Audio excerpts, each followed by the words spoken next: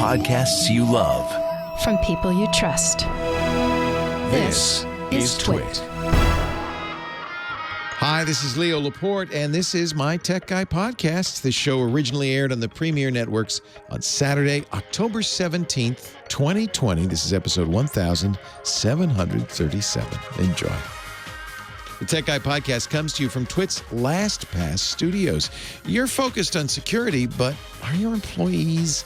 LastPass can ensure they are by making access and authentication seamless, whether employees are working in the office or remotely. Visit LastPass.com/TWiT to learn more. This episode of The Tech Guy is brought to you by LastPass. LastPass can help you manage identities and promote good security behaviors while your employees are remote.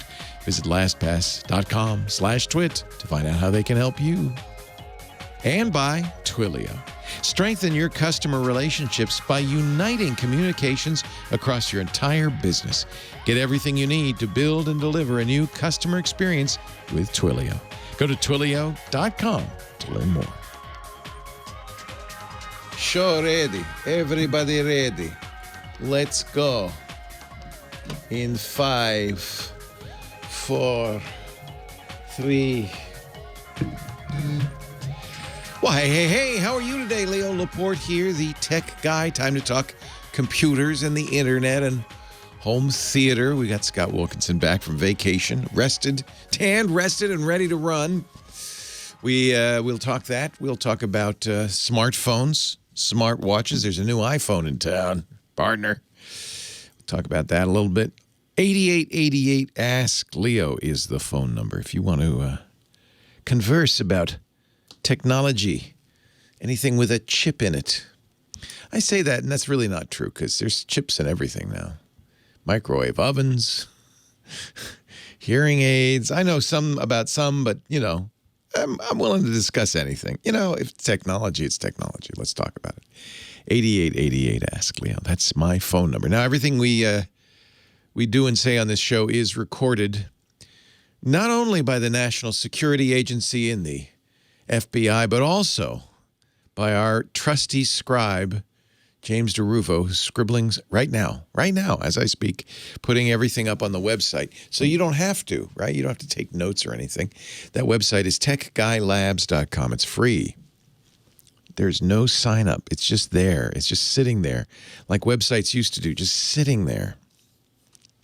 techguylabs.com. So Apple had its event on Tuesday. No surprise. There's still some things left hanging, unannounced. We know Apple is going to put out its first computers with the new Apple chips in them. Same ones in the iPhone and the iPad will be in its Macintosh computers. And that's going to come next month. In fact, the rumor mill is already ramped up on that one. And it seems to be the consensus that will be middle of next month, November 17th. Well, the next week's Thanksgiving and Black Friday. I wonder, maybe it'll be a week earlier. I would say November 10th would be more likely, but the rumor mill's saying the 17th. In any event, that's when we'll hear about things that they didn't mention this week. Not only the Macintosh, new Macintoshes, maybe laptops, maybe desktops, I don't know. But something that was long been rumored called AirTags. Not a word about AirTags this week. New headphones, perhaps AirPod Studios. Not a word about that either. So there's still some stuff. This week, they're really drawing it out. Apple talked only about two things: new iPhones. That's the most important product of the year from Apple's point of view. Is the new iPhones. That's where they make almost all their money.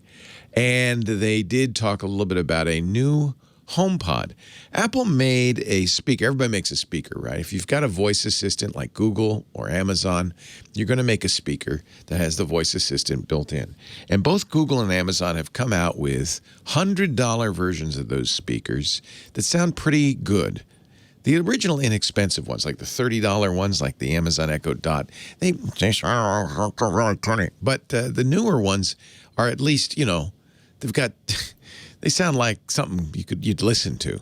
A little bit of bass, and they don't sound all tinny. And $100, is a good price point. Apple had this HomePod, which was $500 for a single thing, It sounded pretty good. Again, not it's good, really good. Apple made a big deal about, we did all sorts of acoustic design and stuff. There's limits to what you can do with a speaker the size of a 2 toilet paper rolls, I guess would be the best description of it. There's limits. You can't make, but they did the best they could. Problem was nobody wanted it because it had Siri, which isn't the smartest voice assistant, to say the least. And it only played Apple Music. It didn't play any other services like Spotify, much more popular. So it was kind of limited. At $500, it was kind of too expensive. However, Apple, I think, heard the writing on the wall. Does the writing on the wall make a sound? They heard the writing on the wall, and they said, maybe we should make a $100 speaker. So they've announced the HomePod Mini, which looks like nothing more than a scented candle. It would fit in the palm of your hand. They say it's good sound. Nobody's heard it, so we'll have to defer on that one. But it does finally, or it's going to at some point next time, few months, support Pandora and Amazon Music as well as Apple Music. It's got some nice features. For instance, there's an intercom feature. Amazon's had this for a while, where the demonstration. Apple built a whole house in the basement. By the way, that was to me the most impressive thing. They built like a house with 3 walls, so you could see inside it, and it looked to be in the Apple basement. I don't know. For all I know, the whole thing was virtual. You can't, but. It's not like they interacted with it, but it was there. It looked like they built it. It was pretty nice looking. Just to demonstrate that you would want to get this HomePod Mini, in every room. And then they showed Dad driving home with CarPlay and saying, "Hey, kids, get ready. I'm on the way with pizza." And then it would broadcast it to the house from his car. "Hey, kids," this terrifying voice out of nowhere. There's no warning. It's like, "Hey, kids." "What? Dad, where are you?" "I'm in the candle. I'm in the candle, kids." "Did you die, Dad? Have you reincarnated as a candle?" "No, I'm at home. I'm coming home with the pizza." It does sound like the premise for a TV show. My Father the Candle. Anyway, I think that's interesting. We did Amazon's Echo did this, and I thought, this would be cool because I don't have to shout, "Dinner's ready, everybody." When I was a kid, my mom got tired of shouting, "Dinner's, come here, come to dinner." So she got a bell, a little bell, that dinner bell, and she would ring it. No, not one of those big clangy triangles that they have at the at the Dude Ranch. Ding, ding, ding, ding, but just a little bell. Ding, ding, ding. And that was the signal because she got tired of shouting. Now Mom would just get a little home candle, little Siri candle, and I don't know. You say something like, "Hey, you know who? Hey, S lady, intercom, everybody in the house." You'd have to say where it's going to go. You could say everybody or intercom hubby in the car. Again, these disembodied voices appearing from nowhere are a little terrifying, it seems like. "Dinner is served, children." Anyway, we got this. I got that. I thought, that'll be interesting. So I got it on the Amazon Echo, and I put Echoes in every room, including my 17-year-old stepson's room. Used it once. "Michael, get up. Time for school. Get up. Breakfast time." Something like that. It disappeared from his room after that. In fact, I have the case of the disappearing voice assistants in the whole house. I don't think he likes them. And whenever I see, sometimes the ones with cameras are face down. He doesn't like them. I don't blame him, really. Actually, it's kind of, spooky voice. It's not what you want to hear in the morning. "Get up. It's time to get up." I did this to my kids many years ago. We weren't lucky to have talking candles, but we did have. There was a way you could get into somebody's Mac and make it talk, and I did that once, and I never did that again because I think it terrorized the kids. So, somebody in the chat room saying, I think this is a good idea. Maybe a nice chime before the audio, so that that Dad's about to talk out of the candle. Ding dong. "Hey, kids, pizza's coming." It's a little like Beetlejuice or something appearing in my candle. 88. Anyway, they also announced iPhones. I got so engaged in the candle, I forgot to tell you about the iPhone. Well, I'll get to that. We'll get to that later in the show.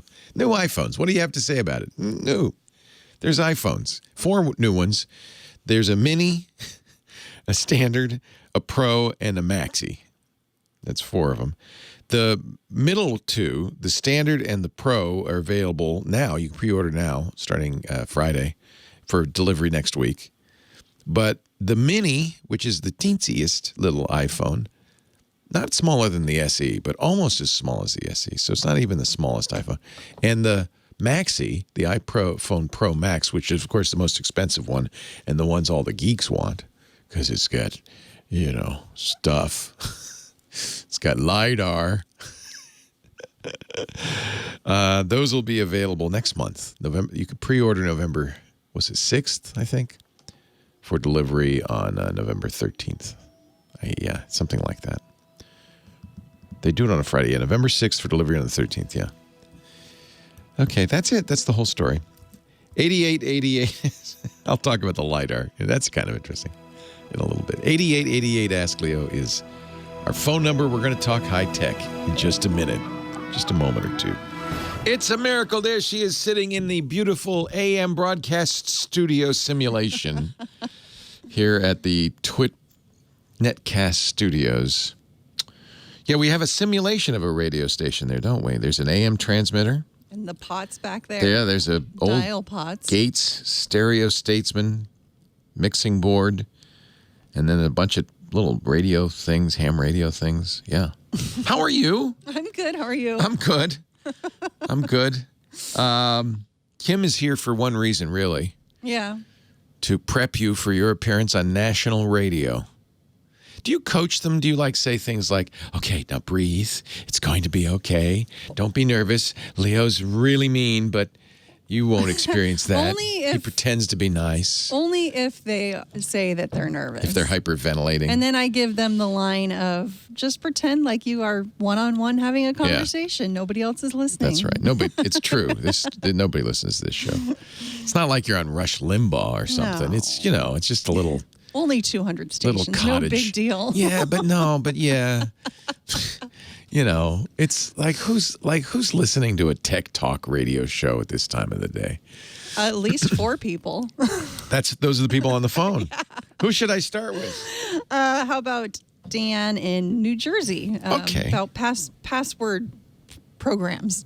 Okay. What are they called? Password vaults? Password? Yeah. By the way, the wind is 1 mile an hour and it's 47% humidity. Is that good? I could tell that because there's a thing behind you that says that. Oh, yeah. And people's tweets come up and on there, too. And tweets come up there, too. It's the strangest little enunciator you have back there. That is, yeah. All right. Yeah, I'll talk to Dan if you say so. Yeah.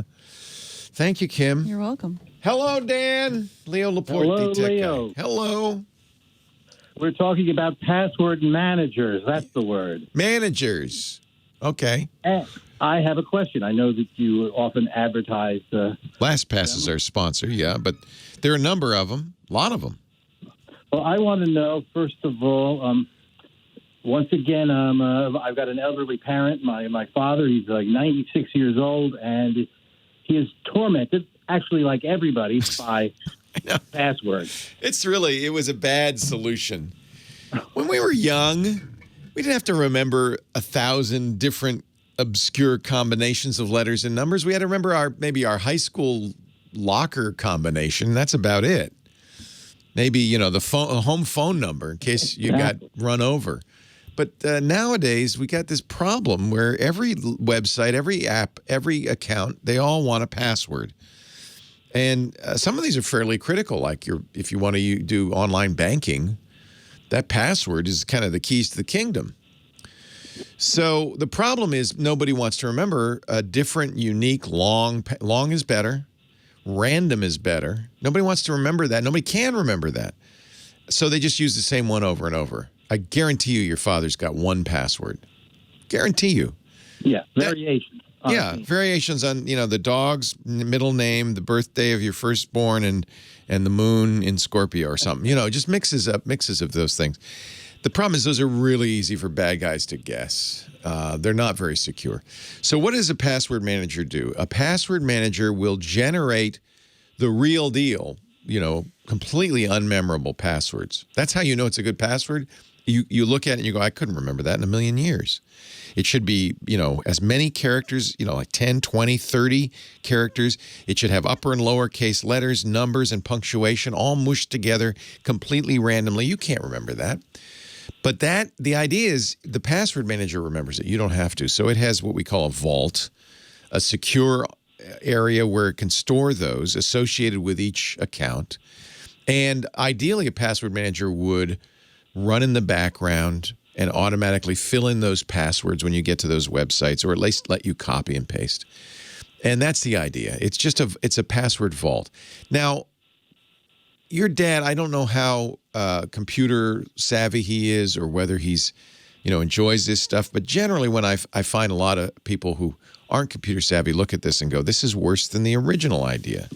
Can't I just use monkey 1, 2, 3, please? That's what I'm afraid of. Yeah. Yeah. It works. So another solution that he might prefer, because it's a little more analog.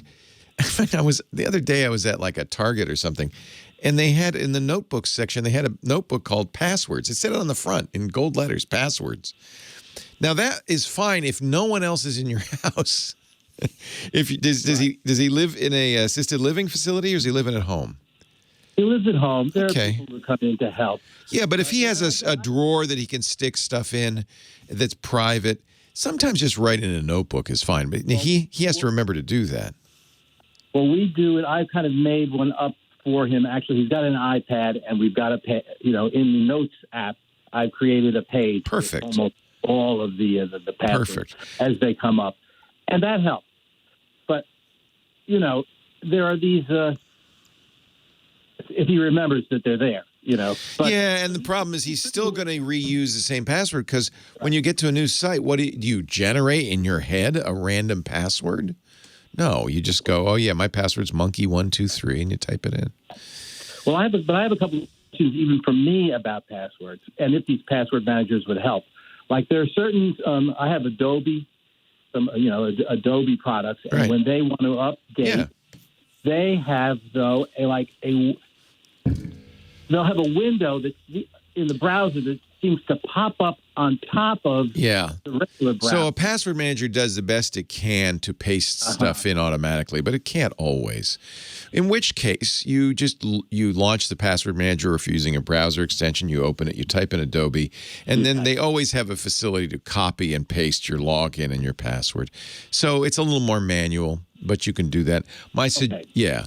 And that's what I do. And I use LastPass just because I've used it for 12 years. It's easy. It's safe. The other thing is you want to trust the password manager because they have the keys to everything.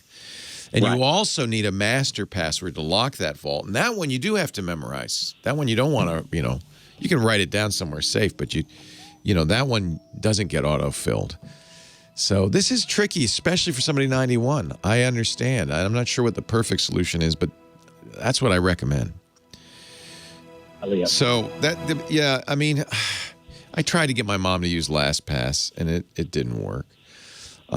What I actually ended up doing, and you might end up doing this, is using LastPass to help her, like to set up stuff for her, and then I store it in LastPass because she's going to forget it, and then I'll have it. She says, "What's my password for Gmail again?" I have my own copy. As it is, I share that list. I have that. Yeah, I might periodically print out one. You know what you might do that would really work is print out a page with 20 good passwords. You can't make them too long. He's got to type them in. You probably don't want to make them too obscure, but LastPass will generate, any password manager will generate just a number of passwords and print them out, and then put a blank next to it saying, what the name of the thing is that he's logging into. And then he could use that. In effect, you're giving him 100 passwords, and he can say, "Oh, this is the New York Times crossword puzzle password." And he write that in, and so make them 8 characters, and probably just upper and lowercase letters. There is another technique. It's not super secure, but it's better than anything anybody else is doing, which is passphrases. And if you type in passphrase generator, you can. There are a number of these online, and they're English language words. So useapassphrase.com, randompasswordgenerator.com. I use Formulab, but there's a lot of these. So I'll go to use a passphrase. That's the first one, and it just gave me one. October ceremony bartender confirm, and now or confining. Now that's not as good as a really random one. But at least it's easier for him. It's a lot better than anything else he's doing. So you could also do that. You could do a 4-word passphrase and print out 100 of them and have them write them in. And that would be easier for him to type in October ceremony bartender confirming. Now, how does it work the first time you set up the LastPass, let's say? Does it ask, you're going to have to give it the existing password, and then it will... So you start with an empty vault, right? You're going to have to give it a master. You're going to have to create a master password. Right. For that, I use all sorts of little tricks to create something I can, in my mind, regenerate. For instance, I don't use this, but that's what I use as an example. The last 8 presidents with their first names, uppercase if they're Republican, lowercase if they're Democrat, and the number of years in their term, or something like that. And now you can generate that by going through it in your head. You know, he might the words of a poem. If there's a poem he loves, the first letters of the words of a poem, something that the master password that he can create in his mind and generate. I guarantee you, he has a song that he loves, you know, from his youth. Oh yeah, he'll have some quote. Yeah, or a quote. You can even You could even use that as a quote. You know, to be or not to be, that is the question, and make that your master password.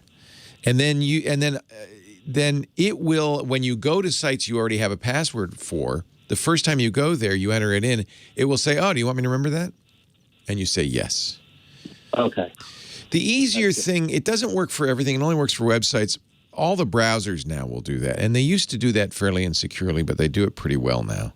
So that's the other thing you can do. I mean, he does, we use the Apple keychain. Yeah, that works quite well. And it has a generator button. But it's those random ones that don't save no matter what, that throw us off. Every once in a while, like I said, like the Adobe with that pop-up. I know. And there's no way that you have to copy it and paste it, yeah. Right. And that's like just... It's like, and you can't, when I'm over visiting them, you can't believe how many times it can come up in a day. Oh, I do. No, my mom's 87. I completely know. And so, you kind of have to do the best you can. Exactly. You compromise.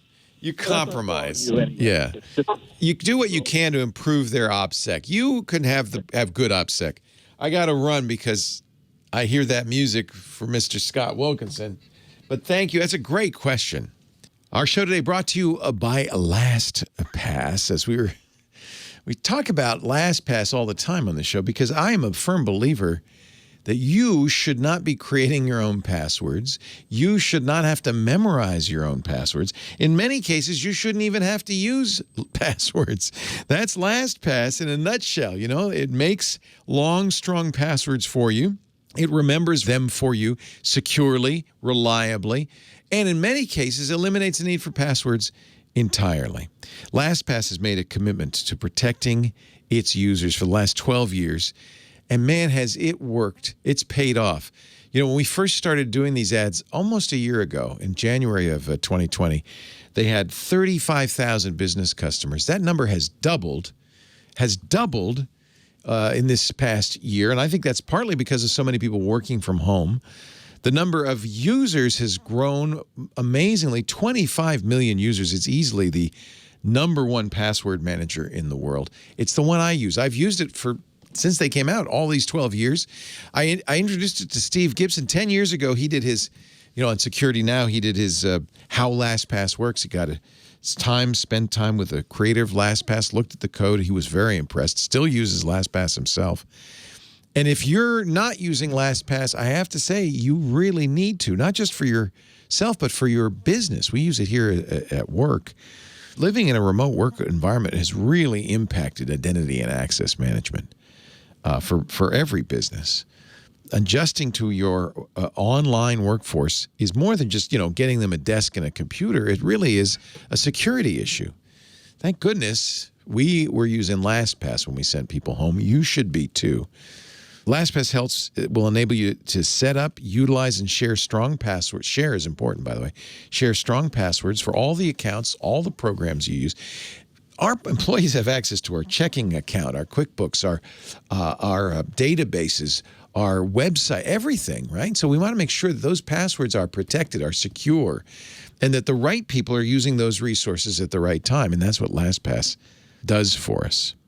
It's really eased the burden of shifting to work from home. So much so that I'm just so grateful. I feel like we're actually doing pretty well thanks to LastPass. And I mentioned getting rid of passwords. LastPass is well along that road. You get enterprise password management, oversight of shadow IT, enforceable policies. We enforce, for instance, two-factor authentication for all of our employees when they're using our stuff. We also support them using long, strong master passwords. We have minimum requirements for that.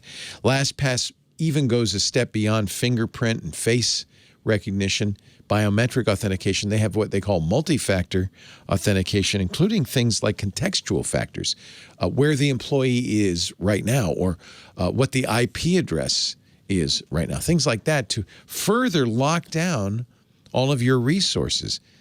The end result is, if somebody's using a resource of yours, you know that they have the right to it, you know who they are, you know where they are, you can completely get the job done. It's called a zero-knowledge security model, which makes sure that everyone, from the individual user all the way to the IT department, is protected, is secured, and is full knowledge of what's going on. Security is LastPass's #1 priority. And I can give you all the buzzwords there. AES 256-bit encrypted. They're using PBK TF2 to make sure it's almost impossible to brute force those passwords. You can set the iteration level, for instance, to 100,000 or more. They use salted hashes, SHA 256. Data is encrypted and decrypted only on the device, your laptop, your desktop, your phone, never anywhere else. Your master password is never transmitted, not to LastPass, not anywhere. So everything is kept on it's like a secure enclave on your device. So much so that I put everything in there, not just passwords, but my social security numbers, my driver's license, my passport. Everything I need is on my phone, but it's all secure in LastPass. LastPass keeps winning awards, 8 this year so far. PC Magazine's Editor's Choice. They just won the Fortress Cybersecurity Award. They're Business Insider's Best Overall Password Manager, just a couple of them. Look, LastPass speaks for itself. You don't have to take my word for it. Just try it. Use it at home, and maybe even more importantly, use it at the office. There's no better time to get LastPass. Right now, ease the burden for yourself and your remote workforce with the cybersecurity protection you need. Go to LastPass.com/twit. Thank you, LastPass, for your support all year long, and for the last 12 years for me. LastPass.com/twit. Now back to the show. Big bucks on his wardrobe. I don't think so. He's wearing a T-shirt. Mr. Scott Wilkinson, probably one that he got from a giveaway from somebody, That's my entire wardrobe. Yeah. The gimme T-shirts and the gimme caps. And yeah. Hey, Scott, how'd your vacation go? It was great. It was great. It was super chill. We just relaxed. We were at a resort. We would have gotten massages, but now these days is not the time to do that. Yeah, no. I know. That's the bummer. We just chilled. We read. We watched the sunset. This place had great food in the dining room. So good. Sounds wonderful. Good. And you survived it. Lisa and I we're planning to do that, as you know, but then the place we were going to go burned down in the wildfire. So never mind. Yeah. So Scott is our home theater geek. He's a contributor to TechHive.com. He's been a good friend for many years and helped me and all of you buy the best TVs, speakers, that kind of thing. Yep. What do you want to talk about today? Well, I've got several things, actually. First of all, I want to give a shout-out and a hearty congratulations to our friend Mike Heiss, who won the Cedia Lifetime Achievement Award last week. What? Yeah, man. He's in our chat room all the time. All the time. I don't know if he's there today. No, because he's too big shot now. He's not going to go in there. Anyway, he's been working with Cedia ever since the first Cedia, which was I don't remember 40 years ago or something. Wow. Anyway, he's been tireless with them, and he's famous for his SMPTE jacket that has SMPTE color bars and test patterns all over it. It's really funny. It's always good to have a trademark. Yeah. Exactly. Love anyway, it. Congratulations, Myq. He's great. Our friend, and I want to say congratulations. Yeah, he's a regular on the show. Yeah. Yep. The next thing I want to mention, you were talking about the Apple event, and one thing I don't think you mentioned, the new iPhone Pro. Dig this. It shoots video in Dolby Vision high dynamic range. Yeah, pretty cool. And plays it back in all 3 specs. Yep. So the real support for HDR now in these new iPhones. That's pretty exciting. Yes. I think it's really exciting, and it portends, a good future for HDR. Of course, the apps you can upload your own video to, only YouTube, as far as I know, supports HDR. But yeah, that'll come along. But your video looked great. It was impressive as heck. What Apple's showing with its new A14 Bionic chip. Yeah, which is just 11.8 billion transistors. I mean, it's way overkill for a phone, but it can do 4K 60 frames per second Dolby Vision HDR video recording in real time. Yep. I mean, this is movie making quality. Exactly. In fact, I didn't attend the Apple event, but I think that the guy who made The Revenant actually showed a short movie that he shot on this phone. Oh, well, when you're wrestling a bear, you don't have time to bring out the Oakley red camera. You got to have something quick, and that's awesome. And actually, The Revenant is a wonderful example of HDR, because even though, the bear scene, I had to walk out of the theater. Oh, it's too violent. Yeah. It was way too violent. But they shot most of it without any supplemental lights. So that's going to be not the case, I should point out, with an iPhone. I suppose not. Yeah, no. And one of the things it's important to note, they always show beautiful photos and video at these events taken by professional photographers. What they never mention is the 14 professional lights they have on these. And this is a problem with digital, and especially with a small digital chip. Now, Apple has improved low light performance. But it's still not as good as if you have a larger capture chip. It's a chip the size of your pinky fingernail. Yeah, exactly. So you're going to need good light. I have to say the low light performance is excellent, but if you're going to make a movie, well, yeah, you might want to get some lights as well. Yes. I wonder why they didn't. Did the bear keep knocking the lights over? Is that why they didn't use? No. I think they just, they used a professional camera, of course, right, but with a big chip, I can tell you, with a big chip on it. But the lighting, basically the night scene with the campfire, that's it. The campfire was the only light that was there. So we don't know yet, because no one, some people have these phones, but really the real tests won't be for a few weeks after the phones come out. Correct. But it does look like Apple has paid particular attention to low light performance, both for stills and video. And I have to say, it's exciting, I mean, I think so too, which is why I mention it. Now, the other thing I wanted to mention, we had Amazon Prime Days last week, right? Yes. Which had a couple days of good sales. I was very interested that some of my news feed were about Amazon Prime Day, but they actually, in one case, specified deals elsewhere that were really good. What? So, for example, this is a deal that really caught my eye. The Sony 65X900H, which is a 4K TV, full array backlight with local dimming, was just dropped $600 in price to $1,000 at Best Buy, Crutchfield, ABT, a couple other places. So that's a heck of a deal. And it's not even a, 2 days only kind of deal. It's still that price now. I don't know how permanent it's going to be, but it's that to me is a heck of a deal. That's just really good. Were there really any? We should have talked about this. We would have talked about this last week. We would have talked about this last week. I feel like Prime Day is often just not really the best deals, or maybe the gear that they're selling is not the latest gear, that kind of thing. Exactly. As far as TVs are concerned, I didn't see anything that I was really impressed with. Okay. Now, Rokus were also on sale, and some of them still are. They're already really cheap. I know. But if you can save a little money, a lot of those are still on sale, and well worth getting. The other thing I want to make sure I mention is Vizio made a big announcement week before last, which is they have now released an OLED TV. Pretty amazing. Vizio's we talk about Vizio a lot, and they make a really value-oriented LCD TV. And now they're in the OLED market, and cheap. Oh my God, they have a 55 and a 65. The 55 is $1,300. Wow. And the 65 is $2,000. Wow. That's like way lower than LG. Somebody sent me an email the other day saying, what do you recommend for a good budget TV? And we used to always recommend Vizio, but now I have to say with TCL and Hisense coming along from China, I feel like maybe TCL is the low price leader. I have to say I agree.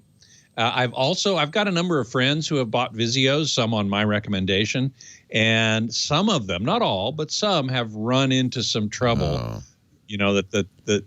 Something failed and they had to get some repair. And Vizio was good about it. Don't let me say without they repaired without it. saying that. Okay. They repaired it. Yeah. They took care of it. Yeah. Their customer service is good, but I have to agree with you. TCL is a real up and comer, and I really like their Series 6 and Series 8 TVs. But they don't do OLED yet, right? I mean, they're still LCDs. No, I don't think so. OLED is not a budget.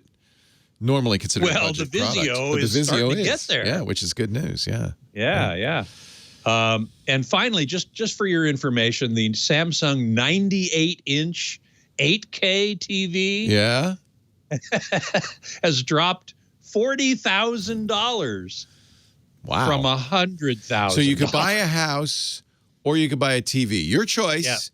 Yep. $60,000 now for this 98-inch 8K behemoth. Wow. Scott Wilkinson, Home Theater Geek, TechHive.com. Welcome back. We missed you. It's always great to have you on. Leo Laporte, the tech guy.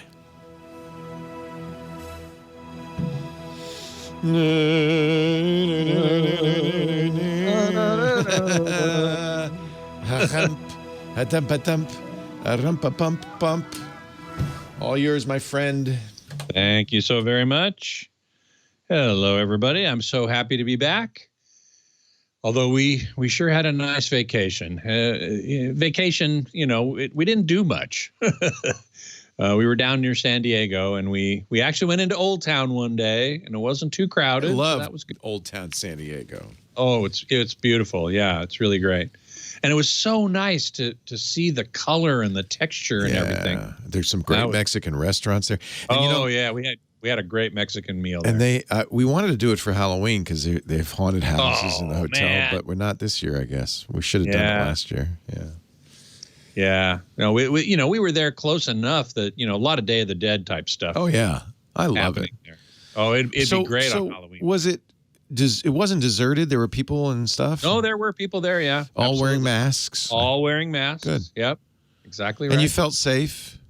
Yeah. Yeah. We stayed, we obviously stayed fairly far from people. Tried not to cozy up too much. The restaurant we went to had plexiglass dividers between each and every table. Oh, that's interesting. Outdoors only. Oh, well, that's fine then. So I thought it was fine. Yeah. I didn't have any trouble with it at all. Actually, they should take down the plexiglass. That might not be the best thing to do because you really want the air flow. True. You want it moving. But I guess since you're in your own little miasma, it's probably all right. We were also very pleased with the hotel, Rancho Bernardo Inn. They took really good precautions. For example, at least 24 hours of ventilation in a room between guests. That's smart. Really smart. I think what we're really learning is the aerosols that are really the problem. Although you go in a room, you certainly would want to wipe down the surfaces, but the aerosols really are the thing to watch out for. Yeah, and they didn't have maid service, while we were nobody there, in the which room. Is fine. That's fine. I often put the Johnny Jet's recommendation: put the Do Not Disturb up and leave it up. Yep. That way, they don't mess with your stuff. That's right. And they don't breathe your air. Hey, here's a question from Beatmaster. Black Friday, is it going to be the same as in the past years, or you think what? Boy, I don't know. That's a good question. What's your read on Black Friday is normally when people go to the stores. I think Cyber Monday is going to be much more important this year. Right. It's a very good question, though. I mean, Best Buy now is letting people in, but only a certain number. And every time I go by my local Best Buy store, there's a line of people waiting to get in. Yeah, see, I think Prime Days and their ilk are kind of replacing Black Friday. Really. I'm afraid so. Yeah. I have to agree. Yeah. I have to agree. I'm going to do some research, obviously. Every year, when the weekend before Black Friday, I come on the show and talk about the deals that one might get. And I'm interested to see what's going to happen this year. I'm sure there still will be, but I think, Best Buy, you can order online. I've done this several times now. You order something online to go pick up at the store, your local store. Right. And you don't want to encourage people to do what they used to do, which is mass out front of the store and then mob in. That wouldn't be good. That would not be good, even with masks. I mean, it's better with masks, but still not great. I wouldn't do it. Yeah.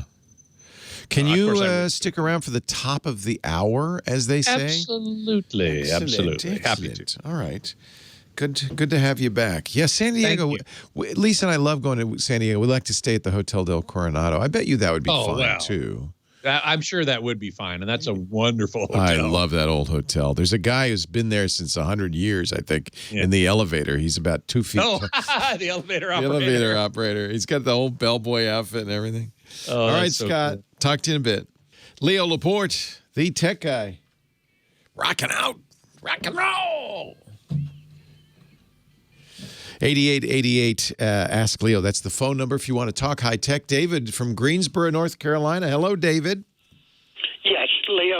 What I want to do is put a Bluetooth radio in one room of the house, then in the other room, listen through the computer. So Bluetooth is a short-range technology. Nominally 10 meters, 30 feet. So I don't know if you've ever tried this. If you get on a Bluetooth headset and wander away from your phone, about 30 feet, it's actually pretty accurate. It starts to go, and then it dies. And so depends how close you are to that other room. But you can buy Bluetooth transmitters. So if that radio has some way of getting, aux out or some way of getting audio out of it, you can buy Bluetooth transmitters. Is there a headphone jack on that radio, for instance? No.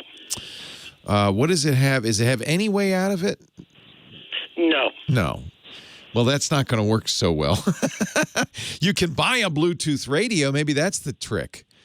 Honestly, so is this a regular, I pick up broadcast signal radio, just like... It's a AM, FM radio with Bluetooth. Oh, the radio does have Bluetooth? Yes. Oh, well, your computer also probably has Bluetooth.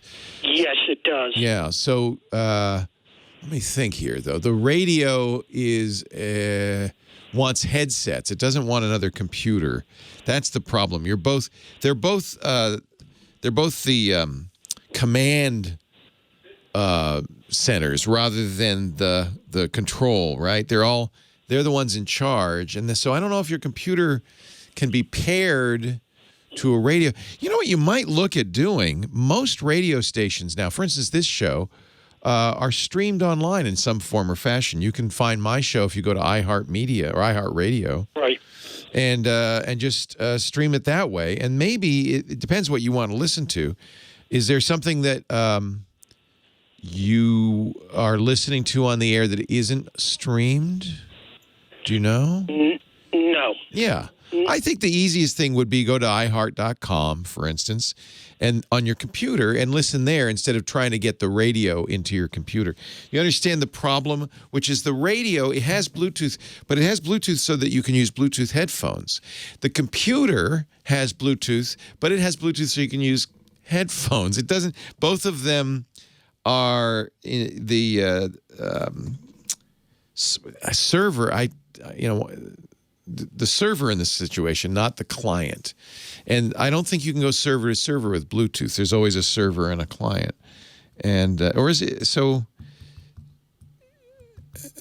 I'm wondering, if the trick would be, I guess, to put the radio in pairing mode and then go to your computer and open up the Bluetooth and see if you can see it. See if you can see it. The other thing you could do is you can buy a Bluetooth receiver that you would then put on your computer, and it would, see, that's the thing, you need a receiver. I guess that's a better word, transmitter and receiver. So the radio and the computer are both generally transmitters. And so one of them needs to be a receiver. So maybe make the radio is transmitting, get a Bluetooth receiver that you can plug into your computer. If you go to Amazon, they're $15. Just search for a Bluetooth receiver. And it would plug into whatever audio inputs your computer has. I don't think I mean, you could check. I don't think your computer would pair to the radio. You could try it and see.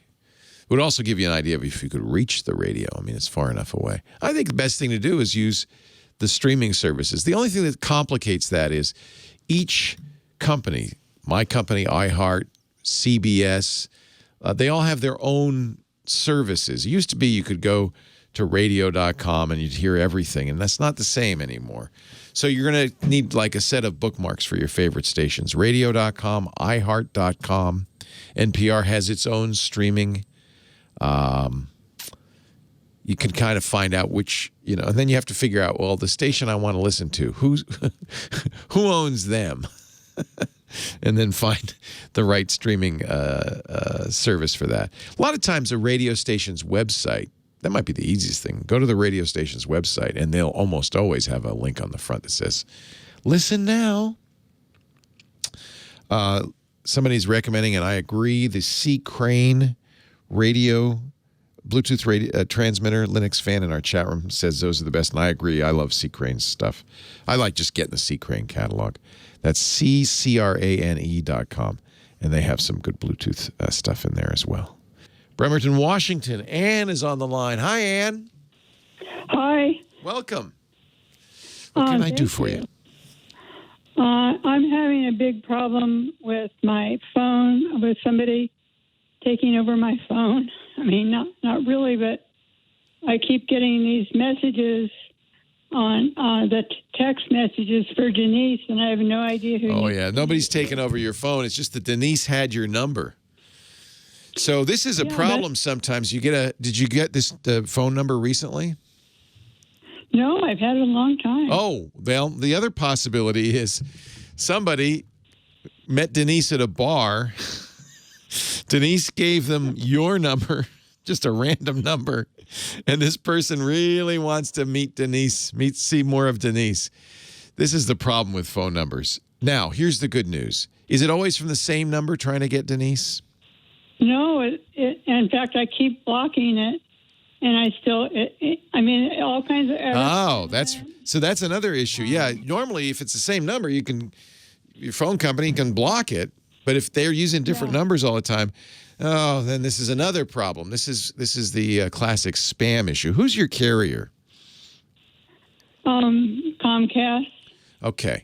So Comcast uses Verizon, but I don't know if they offer Verizon's spam call blocking. So check with Comcast to see if you can get the spam call blocking. All the carriers, the big carriers now, are starting to offer this. Verizon used to make you pay for it. They're even offering it for free now because it's such a big problem, especially now during the election season. I get 10 texts a day asking for money. Unfortunately, they can't block political texts, but they can block spam. So, that's probably what you want. Do they say that they want you to buy something or do something? sometimes, like, I mean, some of them sound legitimate. Like they say, if you don't pay by a certain time, that's not legitimate. That's a bogus call. I get one almost daily that says your car warranty is about to run out. Yeah, it's like that. Yeah, but I don't have a car warranty, and I guarantee you it's not about to run out. So, because I lease my cars, so it's what we call in the technical term BS. Don't. But I understand it's annoying, and you understand now that it's just garbage spam. The FCC has tried to stop these. They're robocalls, robotexts, but they've done a very poor job of it. The carriers are trying to stop it, but do you remember when spam was a big problem with email? They have locked that down now. We need more technical solutions to phone spam, text and calls. Well, I can stop. What's annoying is that it rings, and I know. I want to text with. Check on Xfinity does offer some spam blocking tools. Check with Xfinity. They're going to be the ones you say, I'm getting a lot of spam. Can you help? Leo Laporte, the tech guy. So Comcast has enabled something called Hiya, which is a robocall blocker. Everybody has to do this. Hiya, Hiya, collaborates with Hiya to thwart mobile robocalls. So you were going to want to download that Hiya app, Hiya. It supposedly can block these.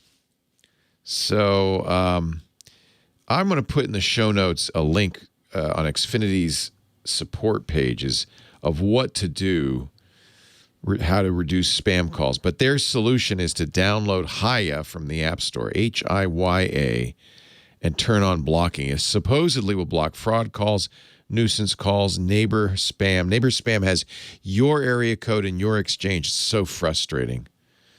It's available both iOS and Android. I guess that's the solution is Hiya. Everybody's doing this now. It's with yeah, it's a text. I get like 20 a day. Oh, how annoying. Yeah. I just don't know what to do. Which I guess I don't know if this Hiya is only for calls. They say you can file a complaint. Are you on the Do Not Call Registry? That sometimes helps. The problem is these people are criminals, so they don't really care. Yeah. They don't really care. Yeah. God, that's frustrating. Yeah, and I do stop. Do stop, and then I block them. No, stop doesn't help. I'll tell you why. That's just, if these guys are criminals, they'll always say, text stop to stop. And all that tells them is, we got a live one. This is a real person. Because they're doing random phone numbers and apparently random names. So it's always Denise, though, huh? Why do they think you're Denise? I don't know. That's why I don't know. It's so frustrating. Well, it's not somebody's got a hold of your number or anything. It's just spam. I think a call to Xfinity Mobile and say, what can I do? The Hiya thing does not work on text, unfortunately. It only works on calls. I have to run because Scott's here, but golly, how frustrating is that, huh? Terrible. Yeah, and there really isn't a good answer. I haven't seen that Hiya one before. I might try that. Yeah, that's only for well, I don't know if it's only for Xfinity. It's only for phone calls, right? Yeah, and it only is for phone calls. You have an Xfinity phone? Oh no, I don't. Yeah. Well, Hiya, I guess it's free for Xfinity users, but it is apparently available to everybody. Yeah, it's just a pain. I wish we could find a way of. I see those calls with my first 3 digits. I guess you call it the exchange. Yeah, that's called neighbor spam. It's illegal. Yeah. That's fully illegal. But these people are overseas. They don't care.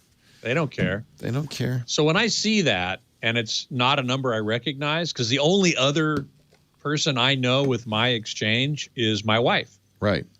So, I mean, on my cell phone. But the problem is, like, if you had kids, it could be the school, it could be your doctor.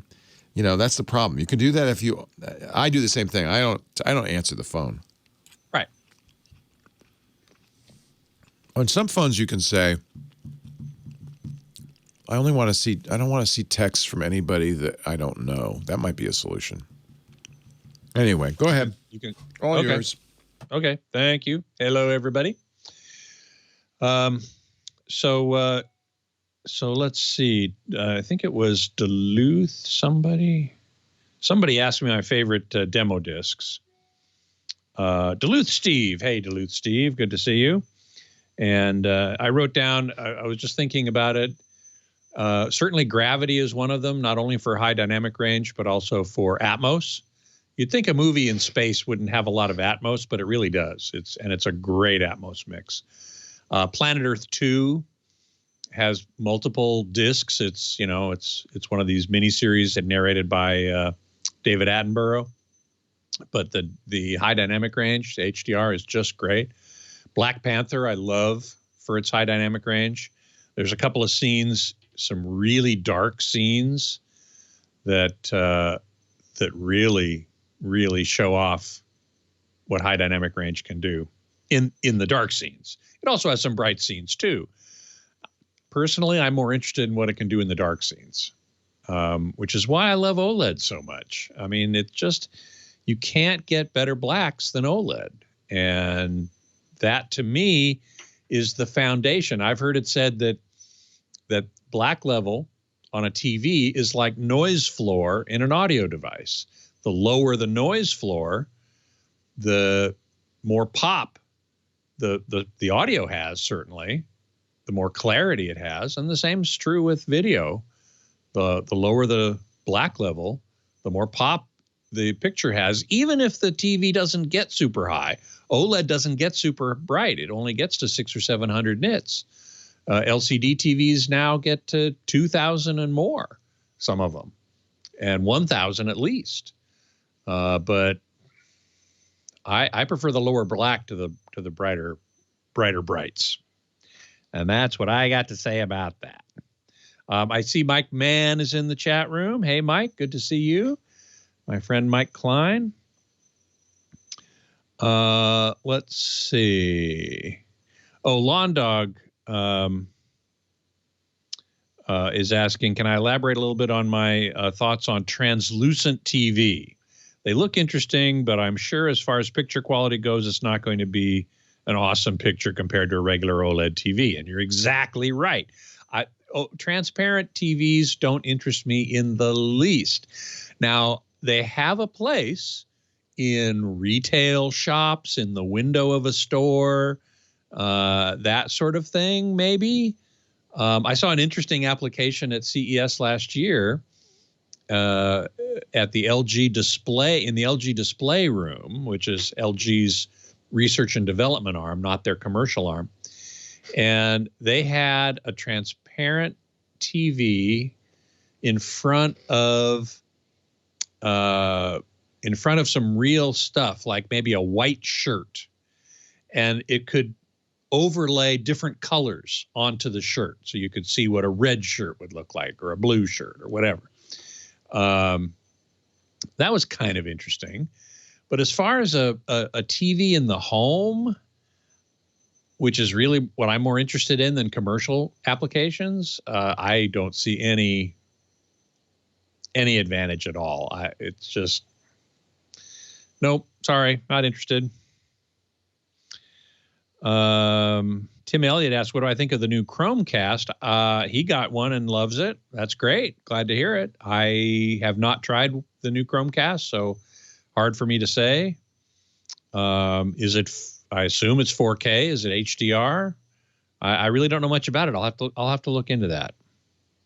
So let me. I'll check that out, because Chromecast is pretty cool. There's Mike Mann. Leo says now it's. Oh, I'm just typing to other people. Oh, sorry. not to you. Leo. Yeah, early voting is up 1,000%. Yay. Isn't that great? That is I think so it was great. 10 million early votes so far compared to 1 million in 2016. Yeah. Super cool. Yep. I'm so glad to see that. MC Fields, what's What's the warranty on a $60,000 TV? It better be good. Hey, thanks, Scott. Have a great week. See you next week. Thanks, Leo. All right, you take too. care. See ya. Well, hey, how are you today? Leo Laporte, the tech guy here. Time to talk computers, the internet, home theater, digital photography, smartphones, smart watches, and phone spam. I feel so bad for our last caller. She was getting texts to Denise. Lots of them. As many as 10 a day. At first, I thought maybe, sometimes when you get a new number, they haven't sanitized it properly. You should when somebody gives up a phone number, you should let it age. And I mean age for a year or two so that I won't say the carrier, but I got a SIM card for a new number from a carrier a couple of months ago. And, man, I knew more about the guy who used to have that phone number than I'd cared to. He was getting all sorts of texts for all kinds of stuff he had signed up for, I guess. I don't know. And then, of course, when you sign up for anything, they're going to sell it's worse than spam email. It's mostly because we don't have tools to block spam texts, do we? So she was a Xfinity Mobile user.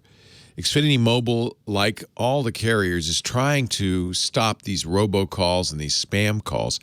Most of them, you can, and I still would do this, put yourself on the Do Not Call registry. If you Google Do Not Call, there's one for cell phone and one for landlines. But the problem is most of these spam callers are not law-abiding citizens, shall we say. They don't honor the Do Not Call list. They're not even on shore. It's so cheap now to make phone calls, international phone calls or international texts, that it's become a real problem. That's why spam was a problem with email. There was no cost to doing it. In fact, some spam solutions, they didn't happen, but some anti-spam solutions in email were things like, well, if you had to pay a penny a message, that would be sufficient to deter spammers. It's true, but there wasn't really a will to do that. Because it's so cheap to send these text messages, to make these robocalls, it's just out of control. And the FCC has done a little. They've tried, but it's complicated. For instance, the First Amendment protects political speech. So it actually protects commercial speech, too. So there are First Amendment issues with the federal government saying you can't, text people. The carriers can block it, but sometimes they're a little reluctant to, partly because they may make money on these. But most of the carriers now have tools to block at least spam phone calls. Xfinity offers a tool that is out there you can pay for, but I guess they give subscribers a free subscription to Hiya, Hiya. But that doesn't block text, but it does block robocalls. The categories of problems are kind of fairly large. There's these robocalls. There's neighbor spam, which I really hate, which is your area code, even your exchange. So it looks like somebody in your neighborhood. A lot of us can't ignore those. What if it's the school calling or, my doctor or whatever? You can't ignore them. They know that. That's why they do it. Hey, did you know you could get a 3-week stay at the Marriott Hotel? By the way, those are not from Marriott. I want to let you know. They don't do that. But, so there's a couple of plans afoot to kind of limit this. One is something called Stir and Shaken. These are what we call authentication protocols. Because, spammers don't want you to know who they are. They don't use their real return address. They don't use their real phone number. So one solution is to say, authenticate. Make sure that the phone call is coming from that actual number. And then on the other receiving end, authenticate it. And then give you the choice to say, well, this is a phony number, or this is a number in our spam database, or no, this is a real number. Do you want to accept it? That will help. Shutting down a lot of these robocall operations will help. People have been arrested, fined, jailed even for doing this. Yeah, but if it's coming from Eastern Europe or somewhere, it's going to be a little more difficult to prosecute. They're also trying to crack down on phone companies that allow this, because the phone call has to originate somewhere. That's what happened in the spam email world, is they started to blacklist providers that allowed you to, bad guys to send 1 million spam emails an hour or whatever. We're still not doing a very good job with phone calls, are we? It's interesting that she keeps getting calls to Denise or text messages to Denise. Doesn't mean they're not still spam. They are. Why do they use the name Denise? Well, somewhere on some mailing list that a lot of them have bought, or phone number list that a lot of them have bought, that phone number is associated with Denise, I guess. And, if they use your first name, they think, well, maybe we have a better way of getting through. Of course, it doesn't work so well if that's not your first name. They don't even care. By the way, it's so cheap for them. They make millions of calls an hour. It doesn't matter. Just like spammers. They knew that most people would ignore it. It looks like spam. Most time it would get blocked. They don't care because it costs them nothing. It's so cheap, and that's the real issue. At some point, we have to make it more difficult and more expensive to send these. We haven't done very well at that. So I apologize. I can't really help you stop it. Maybe Xfinity, your carrier can. But the other thing you might look, many smartphones now have, because this is such a problem, have features that allow you to, for instance, only let the phone ring if it's somebody in your address book. That's a feature on iPhones. I think Android has it too. It's got to be somebody in my address book. Or on Apple's messages, there's kind of two categories. There's categories of messages from people you know and messages from people you don't know. You can even pin messages now in iOS 14. You can pick up to 6 people who, you talk to the most and put them up at the top, and then I kind of ignore everything else. I wish there were better tools for this, and maybe there will be. It took a while. Spam was such a problem on email, right? Such a problem. And it took a while, but I think we've effectively found solutions. Incidentally, it's not that less spam is sent. It's not. It's not. It hasn't gone away. It's still by far the bulk of all internet traffic is spam email. But we've just gotten so good at filtering it out. Most of us, I hope you do not see it. If you use, for instance, Google Mail, Gmail, they do such a good job at filtering spam. Sometimes too good a job, right? At filtering spam that for the most part, you don't see it anymore. I can't wait till we get to that point with junk phone and text. Part of the reason you're seeing so much of this is because spam email doesn't work as well. So they've turned to robocalls on the phone and robotexts. I guess we'll call them robotexts because that works better. I notice, for instance, I don't get many calls from political campaigns, but I get a lot of texts. They know people aren't answering the phone anymore, right? That's one, and I got to think that the cell phone companies must not like this. That's one downside of this. Who answers the phone? Just turn the ringer off. Leave a message. And then I guess you can set it up. I leave Do Not Disturb on all the time and just say, if it's somebody in my favorites, let them get through. That way the urgent call from your wife or your kids or whatever will get through. We need better tools, clearly, and I imagine that's something people are working on very, very hard. I would hope so. 8888 Ask Leo. If you've got people, there's lots of third-party solutions like Nomo, Robo, and stuff. I don't like recommending solutions that require you to forward your calls through a service. That's how Nomo, Robo, and a lot of others work, where basically all the calls are forwarded to them, and then they screen them and then forward them onto you. I don't like doing that. I don't want anybody else to get my phone calls. It needs to be something either offered by the carrier or on my phone that's doing it. But maybe you've got a solution, one that you really like. That's what we're here for, to share answers to these tough questions. 8888 Ask Leo. More of the Tech Guy coming up in just a bit, but first a word from Twilio. I've been using Twilio for years. I've had a Twilio account, I think, since 2015, something like that. The world's changing fast, and if you have customers, you need new ways to communicate with them, and that's what Twilio does.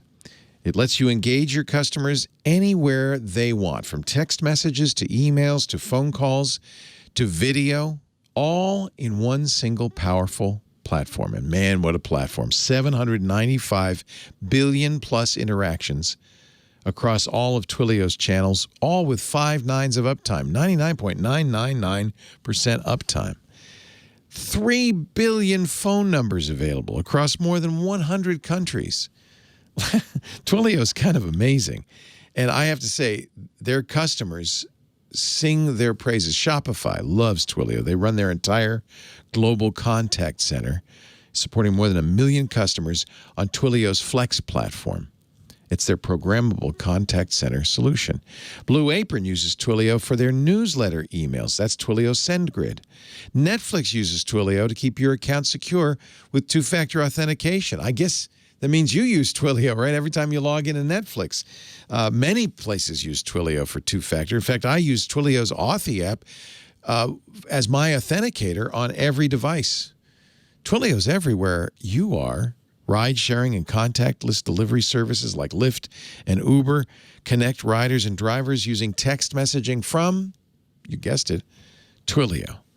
Products and operations teams use Twilio to create new ways to communicate with their users inside applications, ranging from account notifications with text messaging to chatbots to securing online accounts with two-factor. Marketing teams use Twilio to get the word out, connecting with leads over text messaging and phone calls, send campaigns over email, build chatbots to answer questions. Customer service uses Twilio Flex to build global contact and support centers. I can go on, and I probably will because I love Twilio. And what I love most about Twilio is it's easy to use. It's built by developers for developers. You don't need to be some sort of telecom network wizard to figure out how to use Twilio. If your developers are already building web apps, they know everything they need to know to build apps that text, call, video conference, chat, and more. Just a few lines of code. Twilio is about power. It's about the power of communications, keeping those lines of communications with your customers open, and they make it so easy for you. Strengthen your customer relationships by uniting communications across your entire business. Look, it's time to build. Go to Twilio.com today and find out more. Twilio, Twilio.com. Twilio, it's time to build. Leo Laporte, the tech guy. 8888. Ask Leo. That's the phone number. And next is Dave in Los Angeles. Hello, Dave. Well, hi, Leo. I got a question. I'm a little, curious and confused about Apple. And, okay. And basically, I have one question, but it's in 3 parts. Now, Apple, as you say, they're coming out and they're, using their own chips. But now, if you remember back in the day, they used to make their own chips, their G3s and G4s. Then they switched to Intel. They did not make the chips, the PowerPC chips for the G3 and G4, but you're right. This is not the first time they've changed processors. The earliest Macs had PowerPC chips for a long time, and then there was a big deal transition to Intel, and I didn't like it. I have to say, I was, this is going to be terrible. This is going to be awful. And it turned out to be great. But they're changing away from Intel for the same reason that they changed away from PowerPC. PowerPC had reached the end of the line. It was a technology IBM and others, PA Risk, had developed that wasn't going to go on to the next big thing. In fact, it's still around, but it's not really, you don't hear a lot about it in desktop computing. Obsolete. Yeah, it basically became obsolete. Intel's not obsolete, but Intel has been stalled for some time, and Apple has grown increasingly frustrated because Intel can't give them the low-power, high-performance chips that they really want.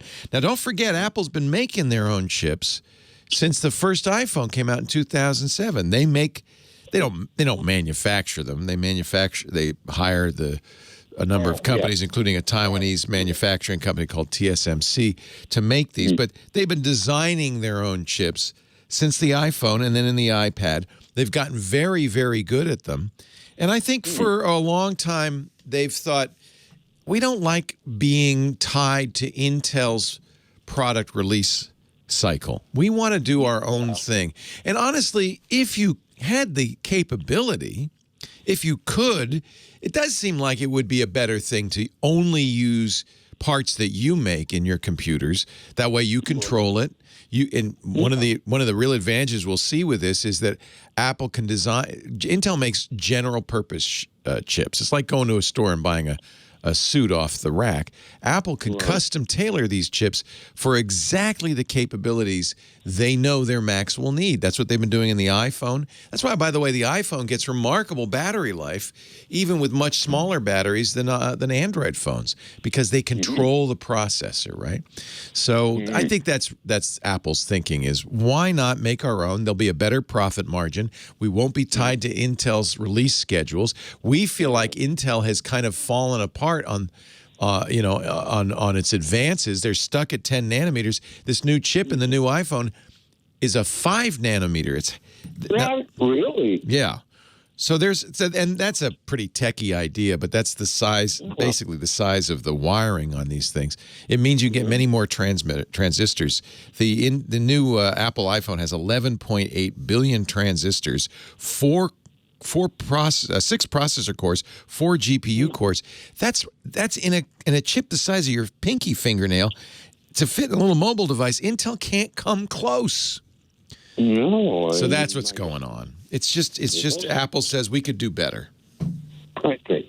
Well, thank you for your answer. It's a great question, and I know a lot of people are a little concerned about this. Just as I have to say, I was terrified with the Intel transition many moons ago. Boy, it's been like 20 years, hasn't it? But Apple showed they really could do it. With the Intel transition, they built translators. They continue to support the PowerPC chips for some years. They've promised to do the same with the transition to Apple chips. I see a strong upside, more than I did even with Intel, for this move. Apple can now make, for instance, here's one big advantage. Software that's written for the iPhone and the iPad can now run on your Mac, will be able to run on your Macintosh with very little modification, almost none. So suddenly this world of millions of apps that you use on your iPad and your iPhone will also be available on the Mac. Plus developers, if I'm a developer, I go, hey, that's great. I can develop one app that runs on everything Apple makes. That's pretty cool. So that by itself is pretty attractive, but that's just one of many reasons. I wouldn't be as excited about this if I didn't have the confidence that Apple has the skill to do this. They purchased PA Risk, which is a semiconductor manufacturer, about 10 years ago. They have more than 1,000, we estimate 1,000 chip designers doing some superb work. I mean, we can see that work in the iPads and in the iPhones. Just really stellar work. I suspect what we're going to see, I think the potential is here for Apple to leapfrog the desktop computer industry, to say, make desktop computers that have long battery life, amazing performance. They'll be able to make the most powerful computers and the most portable computers and everything in between. And I think that is a real plus for Apple. It's kind of a negative in some ways. I'm not a fan of proprietary closed systems, and this makes the Apple ecosystem really closed, Apple makes it all, and if you don't like Apple, you're kind of stuck in there. It's Apple's way or the highway. It always has been. It'll be even more so. For instance, there's some question about how hard it'll be to put Linux on these new Mac OS computers. Probably impossible. There's even some question of how well they'll run Windows. Right now, because Intel chips are inside Macintoshes, it's not a big deal. Apple even provides the software to let you run your Mac as a Windows machine. When you boot it up, you can say, I want it to boot to Windows today. I want it to boot to Mac. They call that Boot Camp. That Apple did because they had to coexist in a Windows world. I think it's unclear whether Apple will do that in the new Macintoshes. I'm not sure they can. These are such different chip designs. So, in a way, this is Apple's, I think, coming of age. We're powerful enough, we're big enough, we've got the skills, we can do it all. Makes it more of a closed system. But from Apple's point of view, it's nothing but a win. We should see those first computers in the next couple of months. It'll be very interesting. Leo Laporte, the tech guy.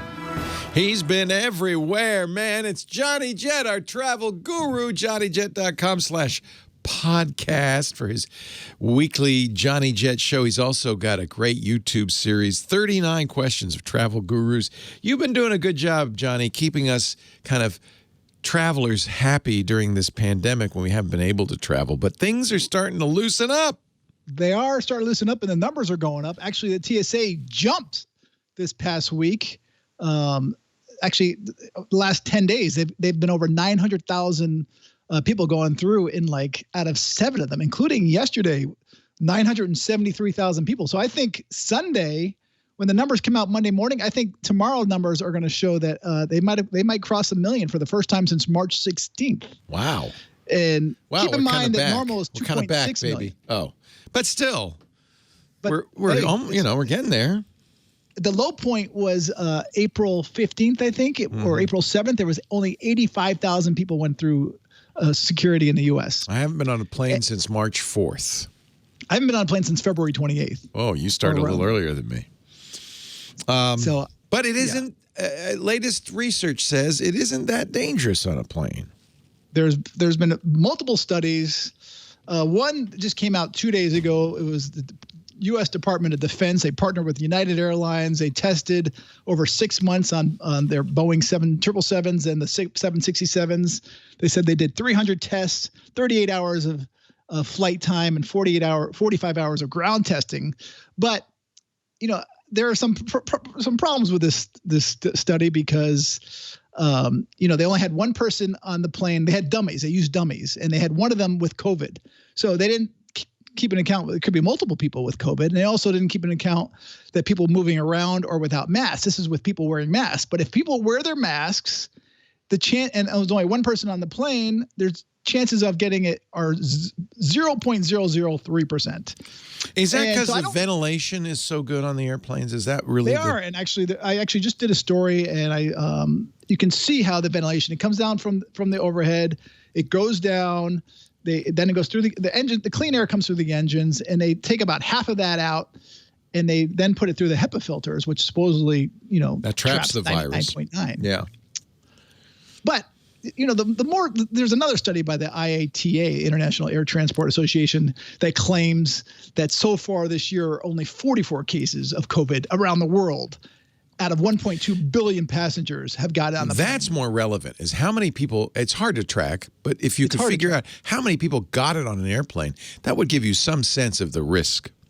It involved. Is, but there was one study that said 27 people on a flight from London to Vietnam. You could have a super spreader event on an airplane. There's no question about it, right? Exactly. So my point is, I actually listened to the CEOs more. Like the CEO of Delta said that, they track all their flight attendants, and so far, only 1% of them have gotten sick. And you don't know if they got sick from the plane or they got sick on the way to the airport, in the transportation, or at home, or do whatever they're doing in their private life. Now they're starting to test before you get on the plane. I imagine that will take what sounds like a fairly safe environment and make it even safer. It makes it safer, and that's particularly for Hawaii, because Hawaii just opened up yesterday or on Thursday. Wow. How's it going? Which is great news, except the Big Island. The Big Island, when you land, so to go to the Hawaiian Islands, you need to have a negative test within the last 72 hours before your final leg of the flight. Right. But I have problems with that because, a lot can happen in 2 days or 3 days whenever you get your tests. So, but there are airports like San Francisco that are offering testing. Also Dallas for their flights to Honolulu and Maui. And I did read that, if you do test positive at the Dallas airport with American, they will then put in the computer to not let you fly for 14 hours. And you have 14 days. 14 days, yeah. You're quarantined, yeah. And if you go to the Big Island, you have to test again when you land on the Big Island in Kona, and it's rapid testing within 15 minutes. If you do test positive there, they will then give you a PCR test, and then you will have to quarantine for 36 hours. So, is it only Oahu, or is it the other islands as well? You can go to the other islands, except the Big Island does require They all require a test, from one of their partners within the last 72 hours. Boy, and the Big Island, I really want to go to Hawaii. Kona, you have to have tested twice. You have to have it before, and you have to test again when you arrive. I'd rather go to Kona. I think is a smart way to do it. Make it safe. Yeah. That is much safer because the whole 72 hours, I just don't see Hawaii staying open more than a month because I just think there's going to be so much COVID there because there's too many loopholes. Now, I know a woman, Donna Sakar, fairly well-known woman at Microsoft, who has announced she is moving to Barbados for the duration. Barbados is offering some sort of, she can work from home. She's on Microsoft. Doesn't matter where she is as long as she has internet. Apparently, Barbados is offering some sort of special visa for people who want to get out of Dodge. Yeah, it's not just Barbados. So actually, I just put it in the chat room. I'll tweet it out. But Barbados has a welcome stamp where you can do a 12-month period where you can live there for a year. You have to have a certain amount of money. Enough money to live for a year, I guess. But Barbados is not the only one. And this is the time to do it because, kids are learning remotely. Most people are working from home. Right. So why do it from your house when you could be somewhere like in paradise, like Barbados? Barbados, have you been there? No. Is it nice? Yeah, we went a few years ago, and I actually took the picture in that in the post I just put out. It is one of the most beautiful places. The people are so friendly. I would definitely live there for a year. Bermuda's another one that's offering a 1-year residency certificate, and Bermuda's another place. I like Bermuda. It's a little chillier, though. It can be chilly in the wintertime. It's definitely much chillier, but it's still better than living on the east coast of. Canada it just depends. or New York. If you can afford it, you can rent a place. I bet Barbados is a little less expensive cost of living than Bermuda. I'm guessing. Bermuda's expensive, definitely expensive. Yeah. Aruba is also offering it. Aruba, Antigua Jamaica. and Barbuda. Wow. All of the Caribbean. Anguilla. Yeah, Anguilla just launched it this week. Well, though it's not just Caribbean. Estonia is having a digital nomad. Oh, I like Estonia. Mexico, actually Jamaica is another Caribbean. And now the country of Georgia is offering it. What? This is crazy. Georgia is famous for wine, It's where wine was invented. I hear really good things about Georgia. Yeah. I've never been there, but I've been to countries nearby. Yeah. Which are Turkey, Ukraine, Azerbaijan, Kazakhstan, and Armenia. Well, you've been all around Georgia. You just missed the middle. Well, I haven't been to some of those, but oh, okay. I've been to Turkey. I have too. Yeah, I've never been to Georgia, but I have a friend who loves Tbilisi and brought me some wine from Georgia where wine was invented. So it was quite good. It was a little old. That probably was back from when they invented it. A lot of countries like to claim that they invented wine. I know. Because I remember being on another trip somewhere else, and they're like, "We got it." I can't remember which country it was. So maybe I could do the radio show anywhere. Let's go to the Caribbean. Why not? As long as you have good Wi-Fi. And by the way, speaking of good Wi-Fi, one of the big things on Amazon Prime this week that was a huge seller was Myq Garage. Do you have one of those? No, what's that? What's a Myq Garage? So wherever I am remotely, I can open up and close my garage, and I can set a monitor. So if it's been open for 10 minutes or more, whatever I set, I can do 1 minute. It will send me an alarm saying your garage is open. But if I get a package from, let's say, Amazon. Oh, you could open the garage and say, put it inside. Yeah. So when we travel, I tell my neighbors, hey, listen, can you take my trash out? And I'll open the garage from Thailand. And then they'll say, okay, but I just did it. And then I'll shut it. And they were only $16 on Amazon Prime Day. Now they're like $39. So I need to get a new garage door opener, though. I need a Wi-Fi enabled. No, you don't. You just got to make sure if you have a Myq symbol on your garage door opener, it's compatible. It's compatible. Oh. And I didn't know that. My neighbor had it. And he's like, go check out your garage door opener. And I looked, and sure enough, this is Myq. MYQ.com. Johnny Jet's at JohnnyJet.com. Articles about all of the above there. Follow him on Twitter and Instagram. And join him each week right here. Leo Laporte, the tech guy. So I do have a LiftMaster. But make sure it says Myq. I don't know if it's a Myq LiftMaster. That I would love a Wi-Fi garage door opener. It's a game changer for travelers. It really is. Yeah. Wow. Let me put some of these links. I don't remember what I put in there, but I'll tweet them out. If I did it twice, I'll tweet them out. Huh.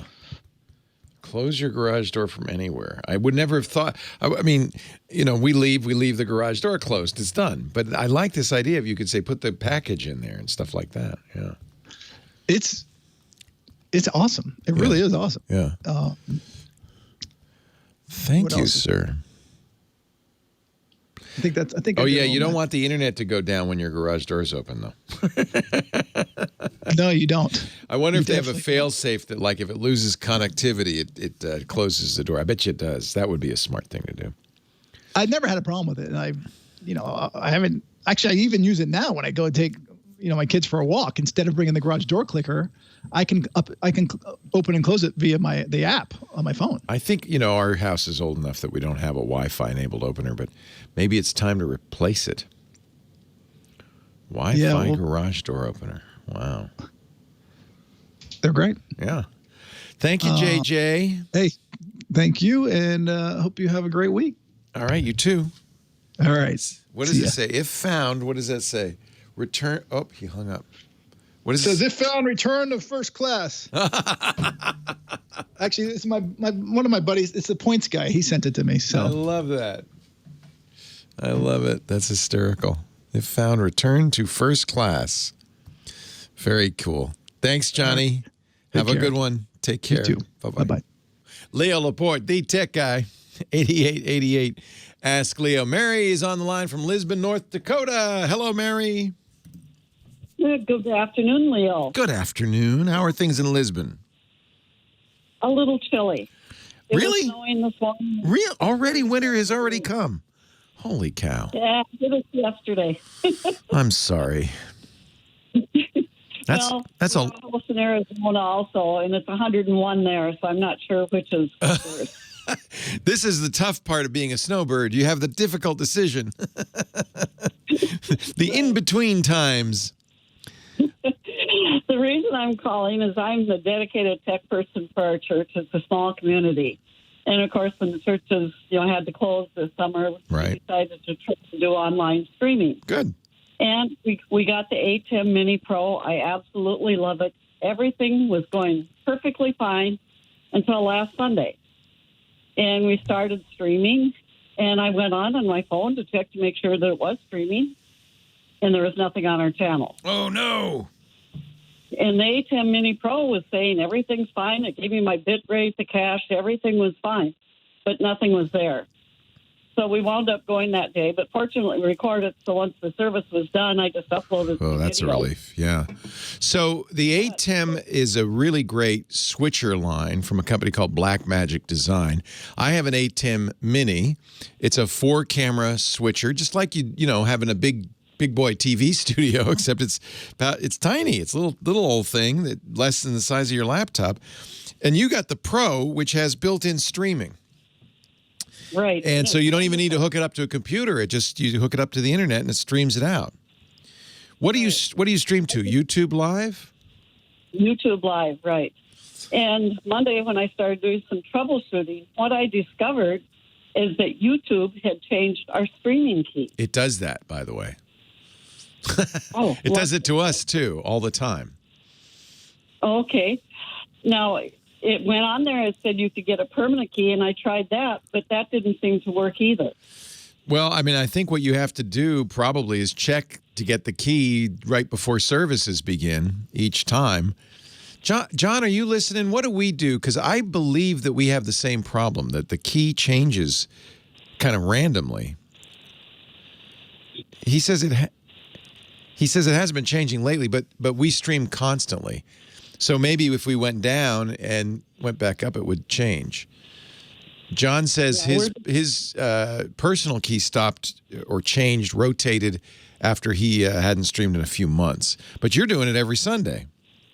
Every Sunday, right? Yeah. I just think that's YouTube for you. That's it. That's Google. They just do whatever they want, and so. Yeah, I think they probably even say there's no guarantee that the key won't change.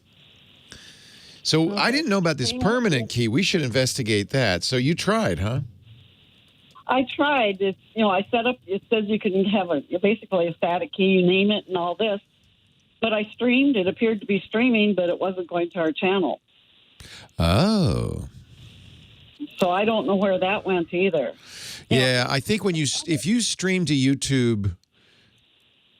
it doesn't send back a thing saying, "Oh, you're not online right now." It just says, "Yeah, you're streaming," but it doesn't necessarily show it. It doesn't give you any feedback on that. I think that's an issue with YouTube, I would guess. The reason I'm not the person who does this. Fortunately, I have smart people like you, Mary, who are my tech people, and they do this. So I'm not completely familiar with it, but I do know that the key has changed on us from time to time, and we have to go, oh crud. We use a similar kind of system, a streaming box that you have to put the key in. And so that's the problem, is you have to enter this key in your setup inside the ATEM Mini Pro. And if they change the key on you, you got to go in there and change, go down and go in the settings and put in the new key. I don't know why they change it. I'm sure they have some logic to it. I wish there was some way to automatically kind of get it and set it. Right. The issue is, I'm in the process of training people in for obviously when we're gone in Arizona. Yeah. And all of them are real techies, so... Right, you got to make it as easy as possible for them. Right, so they don't have to go in and look at that. And the ATEM Mini Pro really makes it simple, even though we have multiple cameras and things like that. A non-tech person can run that. One person, I would suggest, even if this didn't happen, should know how to go in the settings. Right, yeah, I'm going to get a couple other people, but... Find your smartest assistant, because inevitably something will need to be, it's just the way it is. Settings, sometimes, maybe the ATEM forgets its settings, or whatever. What I would suggest doing is printing out a printout of the settings into a notebook of what they're supposed to look like, and then find a... Yeah, it's not the settings. It's because the setting that was in the ATEM Pro was the old key that we used. Yes. So you had to physically copy it over from the website, into the new one. Into the new one, that's right. So that may happen from time to time, and somebody needs to know how to do that.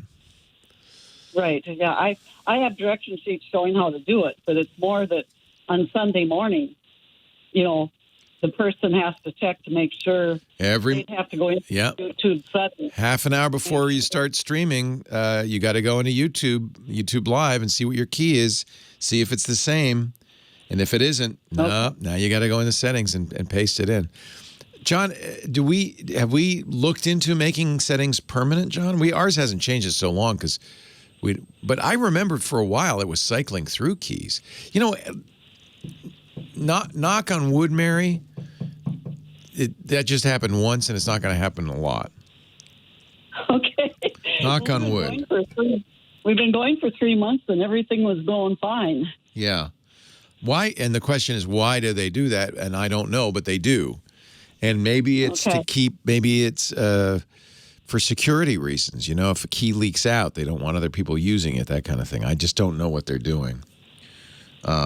But yeah, when you started a YouTube live stream, as you know, there's a key there, and you need to paste that into your streaming software, the ATEM Mini Pro or OBS Studio or whatever it is you use.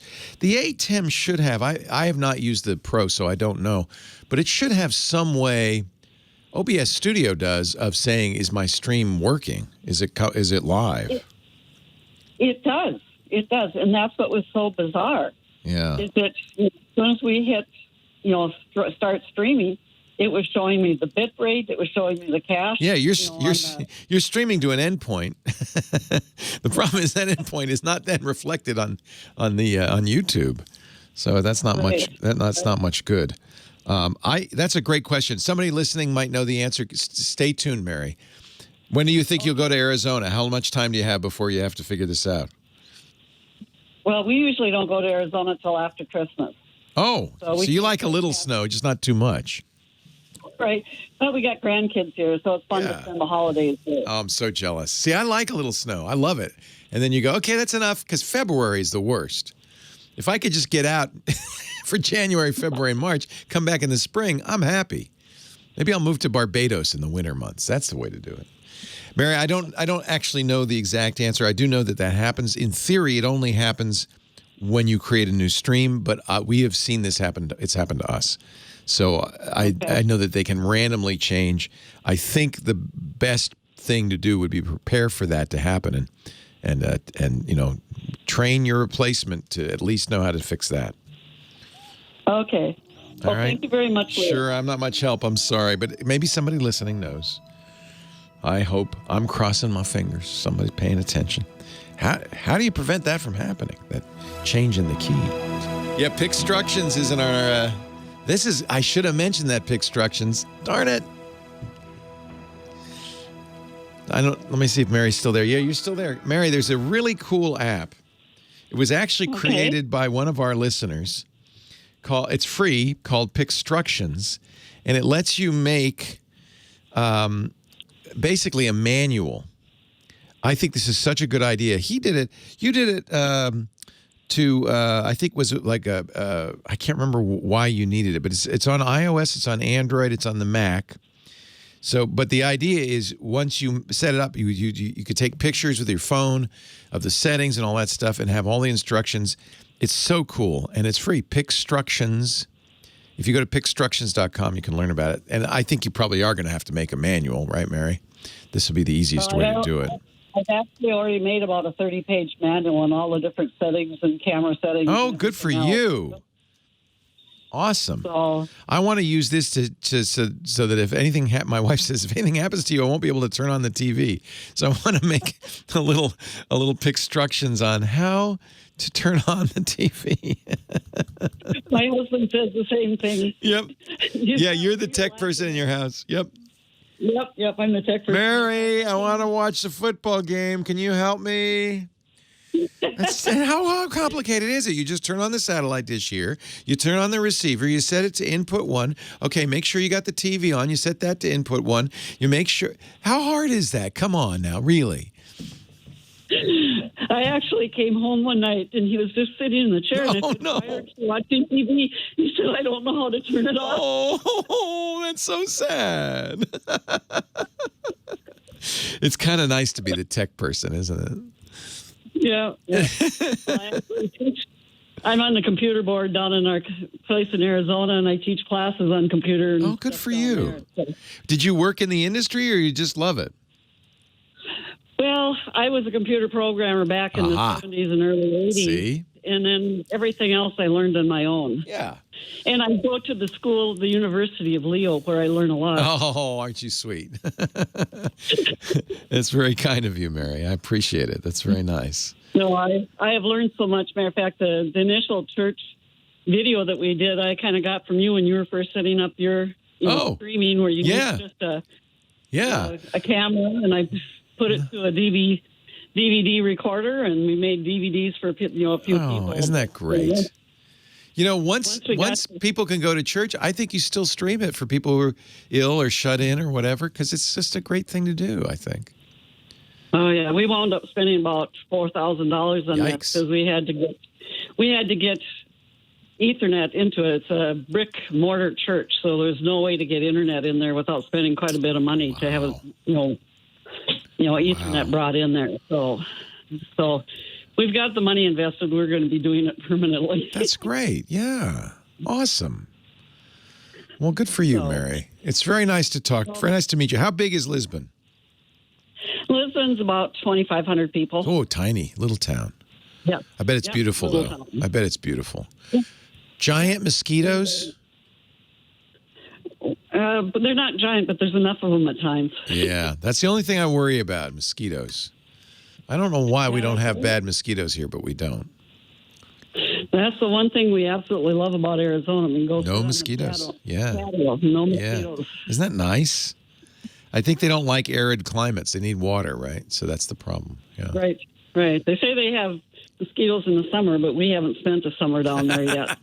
No one does. It's too hot. Oh, my gosh.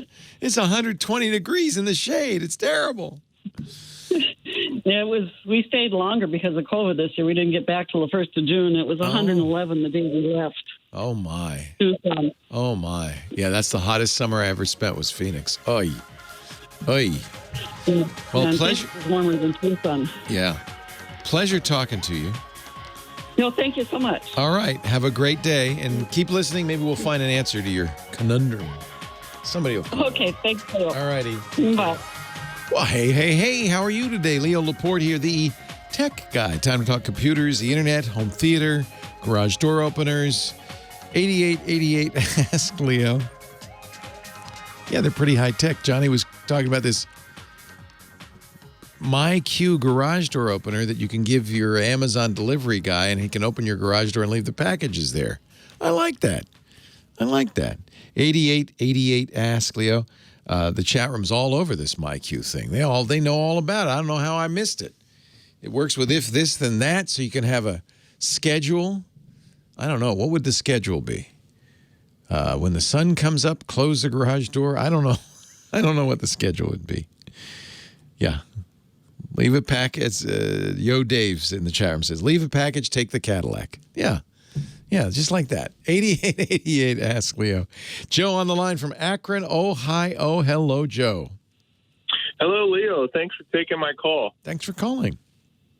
It's you that helps me keep up with my 14-year-old son when we're talking around the dinner table. Nice. So I don't know what he's talking about.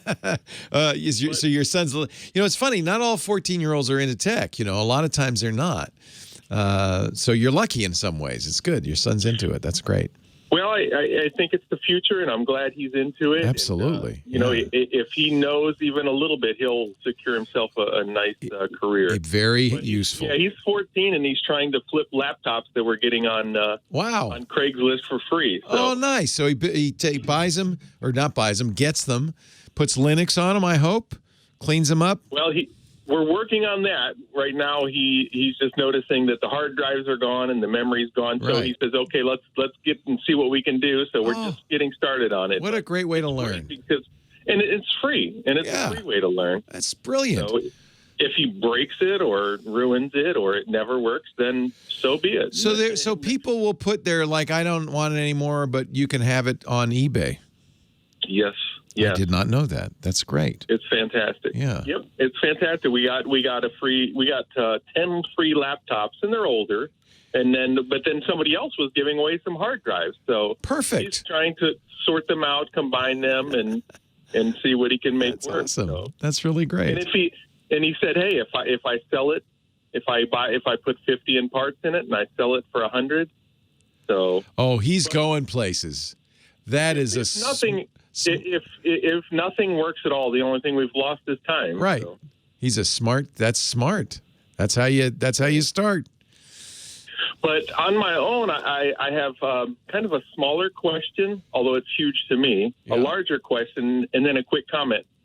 But before I forget, I want to thank all the safety forces out there. Yes. Because I used to be in the safety forces, and I have a restaurant now, but thanks to all the safety forces, especially my friends Dee and Kevin that are working ambulance right now. Thanks to all the safety forces out there. We really need them and appreciate them. I completely agree, Joe. Yep.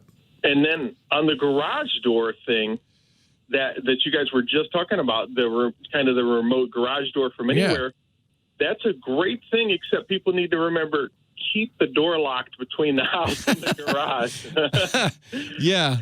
They just wander right in, right? Yeah. Right. We get so smart with our technology, but then sometimes we forget the basics. That's a really, really good point. You did work in public safety, I can tell. I did.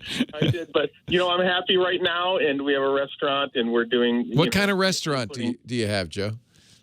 We do pizza, chicken, salads, and subs here in Akron. Nice. It's really good, and sometimes we forget about the old school technology. Some of our best technology that we use here is just a pen and a paper because it never goes down. You're right. It never goes down. You're right. But we love the technology that they're doing in the pizza industry is just amazing. Now, how's business? Are you people coming inside, or are you doing takeout, or how are you doing that? Well, we were mainly takeout anyway. Oh, good. So really for us, nothing's changed. Oh, I'm glad. Changed. It's just that we've had a few people who were afraid of the virus and didn't, and basically just quit. They said we may come back when the virus is over, but they were afraid. And perhaps, if it was up front in March and, we're fearful for our children. I think we've learned that pizza's pretty safe. Yes. The only thing that's changed in my life is instead of working 5 days, I'm now working 6 days. Oh, well, that's not good. Oh. Well, but we're blessed. We're blessed. And we try and help in any way we can. Anybody that's not. We know other industries that have been hurt. Oh, I know. And so we try and look out for anybody who's, down on their luck right now. Good for you, Joe. Sounds like you're doing great. I'm thrilled to talk to you. Well, we are. And it's, may you live in interesting times. Right? Yeah. But that's when the best of us can come out, when we really can show our best sides. That's great. And, I had, speaking of interesting times, so here's the question. I was using I have a Samsung A10, and I was messaging, just using my text messaging, and I responded to a text message. I set my phone down for a few minutes, and then I pick it up, and I noticed that all of the names next to all of are replaced by phone numbers. So basically, my contacts came unglued here. Yeah. So I was able to finish the conversation, and I can typically tell who I'm text messaging based on the conversation. I hate that when that happens, though, because, the phone number, who remembers numbers? What kind of phone, Android or iOS? It's Android. It's a Samsung A10. And you're using the Samsung messaging app or are you using the Google messaging app? I'm using the messaging that's on the phone. So that's the Samsung app. Yeah. One thing that's confusing about Samsung phones is they come with their own photo gallery and messaging and all that. And they may also come with the Google versions of all of those as well. Yes. So I would take a look at replacing the Samsung messages with Android messages, which is Google's version. Do you keep your contacts in Google Contacts? Well, yes, and here's where I ran into the kind of a bigger question, is that so all my contacts came unglued. Right. So I just started simple and turned my phone off and then on. And what happened? And nothing. They were still unglued. Yeah. Although it was saying, so then I took the next step and I took my Google account off my phone. Oh, I wouldn't go that well. All right, you've already done it, but that seems extreme. So I guess there's a couple of things that could have happened. So let me just kind of give you the lay of the land here. There is a link between your Messages app and your contacts, and in theory, the Messages app displays the contact information, the name instead of the phone number, based on its connection. So one thing that could have happened is it could have lost the connection. Because you're using the Samsung app, my guess is it probably checks the Samsung contacts. That's different, by the way, than the Google contacts. You may have them syncing. This is where I really think Samsung has blown it. I don't like it because this is part of the confusion as well. Is it using Samsung? Is it using Google? Are they syncing to one another? So, or is it on the phone, right? Yeah, or is it a phone? So first thing I do, go to contacts.google.com in a browser on your desktop. Make sure your contacts are all there. I'm sure they are. The next thing I would do is check your Samsung account. Samsung is starting to deprecate some accounts, some Samsung features, and this might be one of the features that has kind of eroded. I'm not sure, but I would check the contacts in your Samsung Contacts app because they're turning off Cloud Sync. Samsung is. The Samsung Cloud is going away. So my strong suggestion is stop using all the Samsung stuff. Start using the Google stuff. So if you use Android Messages, which by the way has some features Samsung doesn't have. It's little different looks. You're going to have to get used to that. But it gets its contact information from your Google contacts. As long as those are intact, you're going to be all right. I suspect that this may be related to the fact that Samsung is starting to close down its cloud. Well, I think here's what happened because it got worse. It got worse because retrieving any of my contacts, I noticed that my Google account said I had 850 some contacts, but my phone was saying I had 8. There you go. I brought my Google back in and tried to sync it which is some advice I found online. Right. And it didn't. It seemed to sync the 8 to Google instead of syncing the 8. Yeah, just get rid of the Samsung stuff. You're going to have to anyway. The cloud's being deprecated. I would just say don't have this, you can actually go into the apps settings and disable Samsung's Messenger and Samsung's Contacts. Start using Android Messenger, Google Contacts, because that's the one that's okay. It looks like something went wrong with the Samsung Contacts and you lost most of your contacts. Well, Leo, here's the bigger question. It was okay, but then all of my Google contacts were gone. Oh, you synced it and it told it there's only 8. Yes. Oh, but no. Then I logged into my laptop, and I tried to do undo changes, and I went back every single day for 30 days, and all of my Google contacts were gone. So that's kind of the bigger question is, and there's nobody to call it Google. It's not Google's fault. It's Samsung's fault. When you turned on syncing, you synced the smaller contact list to the bigger one, and the bigger one deleted everything but the stuff in the smaller one. This is the problem. And when you look this up, say, if I turn on synchronization can do that. So then why would they not still be on Google when you went to undo changes for ever so many days? Because you can go back on Google if you log in on a laptop. Yeah, but apparently it's not guaranteed that there's going to save them. So it wasn't. It wasn't nowhere in the last 30 days, or in the trash, or anywhere on the Google. Yeah. And so that kind of led me to a broader question: what if you just have Google, and then what if always back up? Never trust any one copy of anything. So you can go to contacts.google.com and export your contacts. Everybody should do this. It's really important to do this now. Same thing with your calendar. Periodically export it. Make a backup. I think we assume, it's in the Google Cloud, it's safe. Yeah, but what if something goes wrong? As it did for you to the Google Cloud, you don't have a backup. So it's really important to back up your... you should check to see if you've synced anywhere else, maybe to Facebook or any other service, and cross your fingers that those deletions did not get synchronized. This is always a problem with synchronization, is it can go both ways. It can add files, but it can also delete files. I don't like synchronization with deletion. If you can ever turn that off, I turn that off. So look and see if you had any other service synced or any other phone. You're going to hope you can find a copy of that contacts list in other places or somewhere. And in the future, make sure you back up. Just go into contacts and back it up. Maybe if you're on a computer, quickly turn off synchronization. Don't have anything else synchronized. And then this is the problem. This is the problem with having that Samsung thing.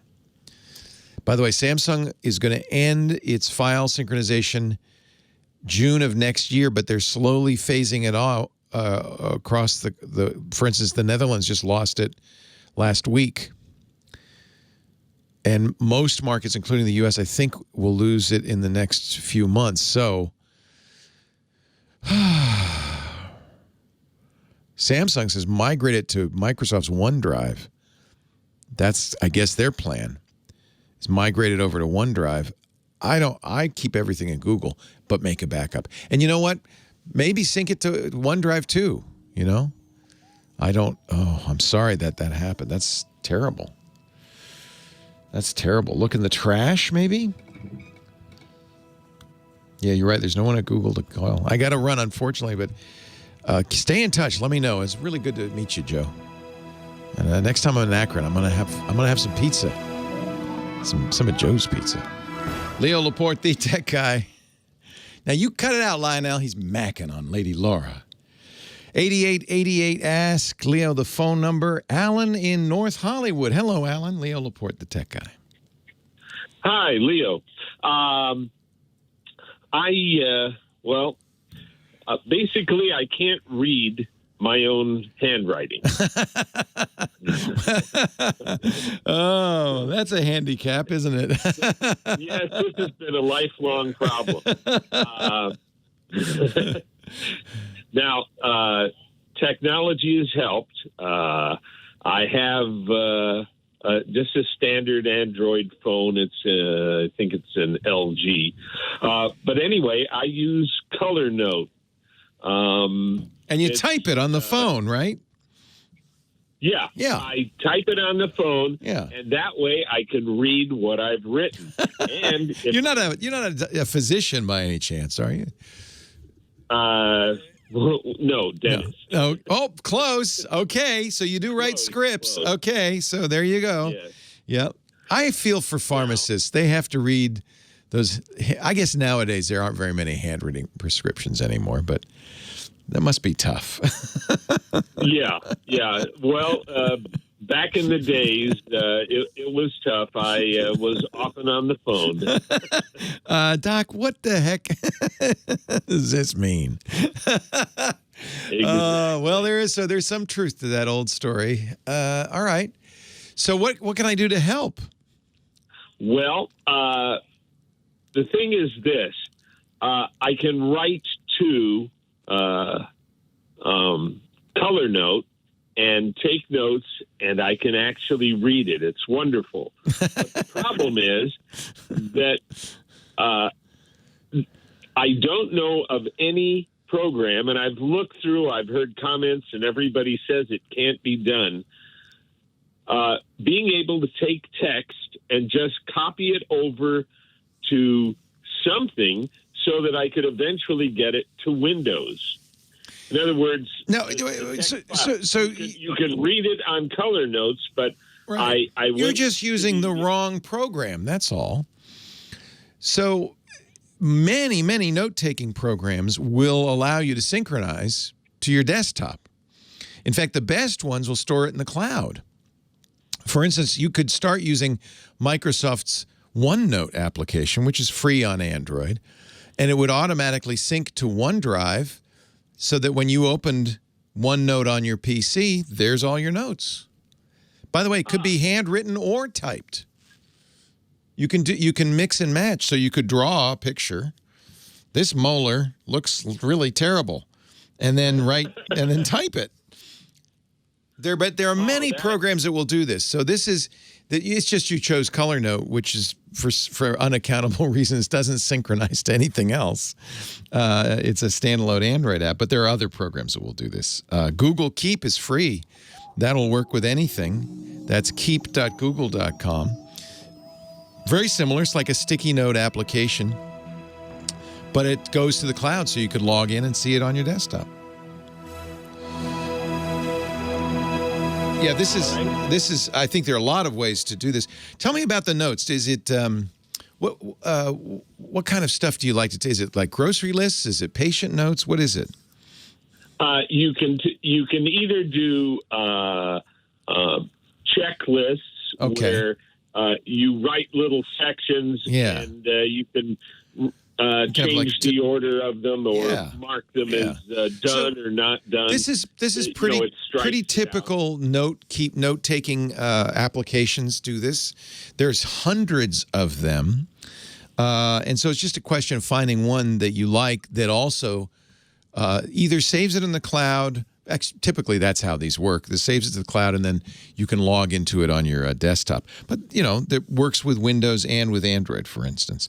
There's another way to do it, which is called Your Phone. I don't know if you've played with this. This is something new on Windows 10. Are you on a Windows 10 PC? Yeah.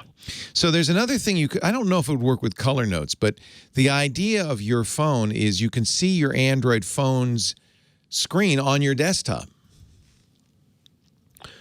Could you do a copy and paste off of that? Conceivably. See, this is why I think you'd be better off. Anyway, that's worth looking at. That's Your Phone. It's a Windows app. It's in the Windows App Store. And then you just tie it to your phone. But honestly, I think the best solution, take a look at Google Keep, for instance.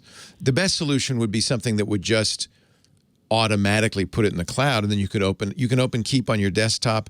You'd see all your notes. Yes, you can copy and paste. OneNote would also do that. Microsoft's. There's a ton of programs that will do that. Keep is pretty darn good. It'll do a to-do list with squares that you can check off.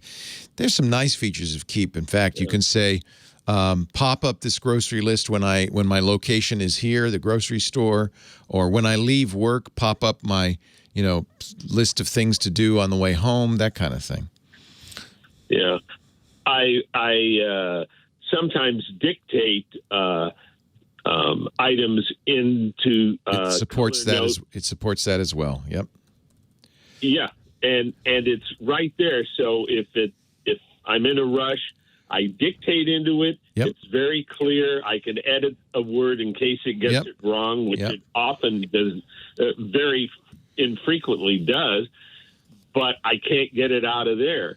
And I would definitely go to the store, the Play Store, and download Keep, Google Keep. It's very similar, with the one additional feature that it's in the Google Cloud, so that you can go onto your computer and look at it. I love it. Yeah, I think you're actually prefer it to Color Notes. Yeah, it's a really wonderful program, and it's free. Excellent. And Android and iOS, and of course on your desktop as well. Well, that's all I've needed, because I will then dictate into my phone. I try to keep my notes very short, because otherwise I have to read them and then type them back into.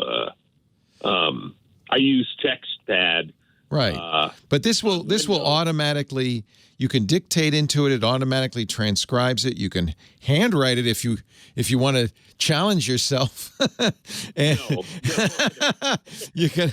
I mean, it's very flexible. You can put pictures in it. You could tie it into a location. It's I think Google Keep is kind of the best thing ever.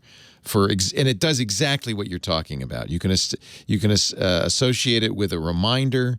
You can associate it with a place. You can export them out so that you have them. You see, I have my grocery list on here. I just think it's a really nice, and it's got color, so it does that too. The color part I never use. I keep them all standard yellow. I don't want a bunch of different colors, but one nice thing is with it that I do with text too is you just look up just take a search word, and it will run through all the files. Nice. Find that perfect search word so that you. You know what? It turns out they're telling me in the chat room the Color Note even has. You might even just try this a Windows application. You can install your Windows application. Leo Laporte, the tech guy, 8888. Ask Leo. I was talking to our dentist, Alan, a minute ago about using Google Keep or Microsoft OneNote. He uses Color Note, and then the chat room said, hey, Leo, Color Note has a Windows version too. So there you go. Anything that syncs to the cloud and lets you then put it on your desktop and on your phone would do for him. I guess he doesn't have to give up Color Note. I'd never tried Color Note. It looks pretty nice.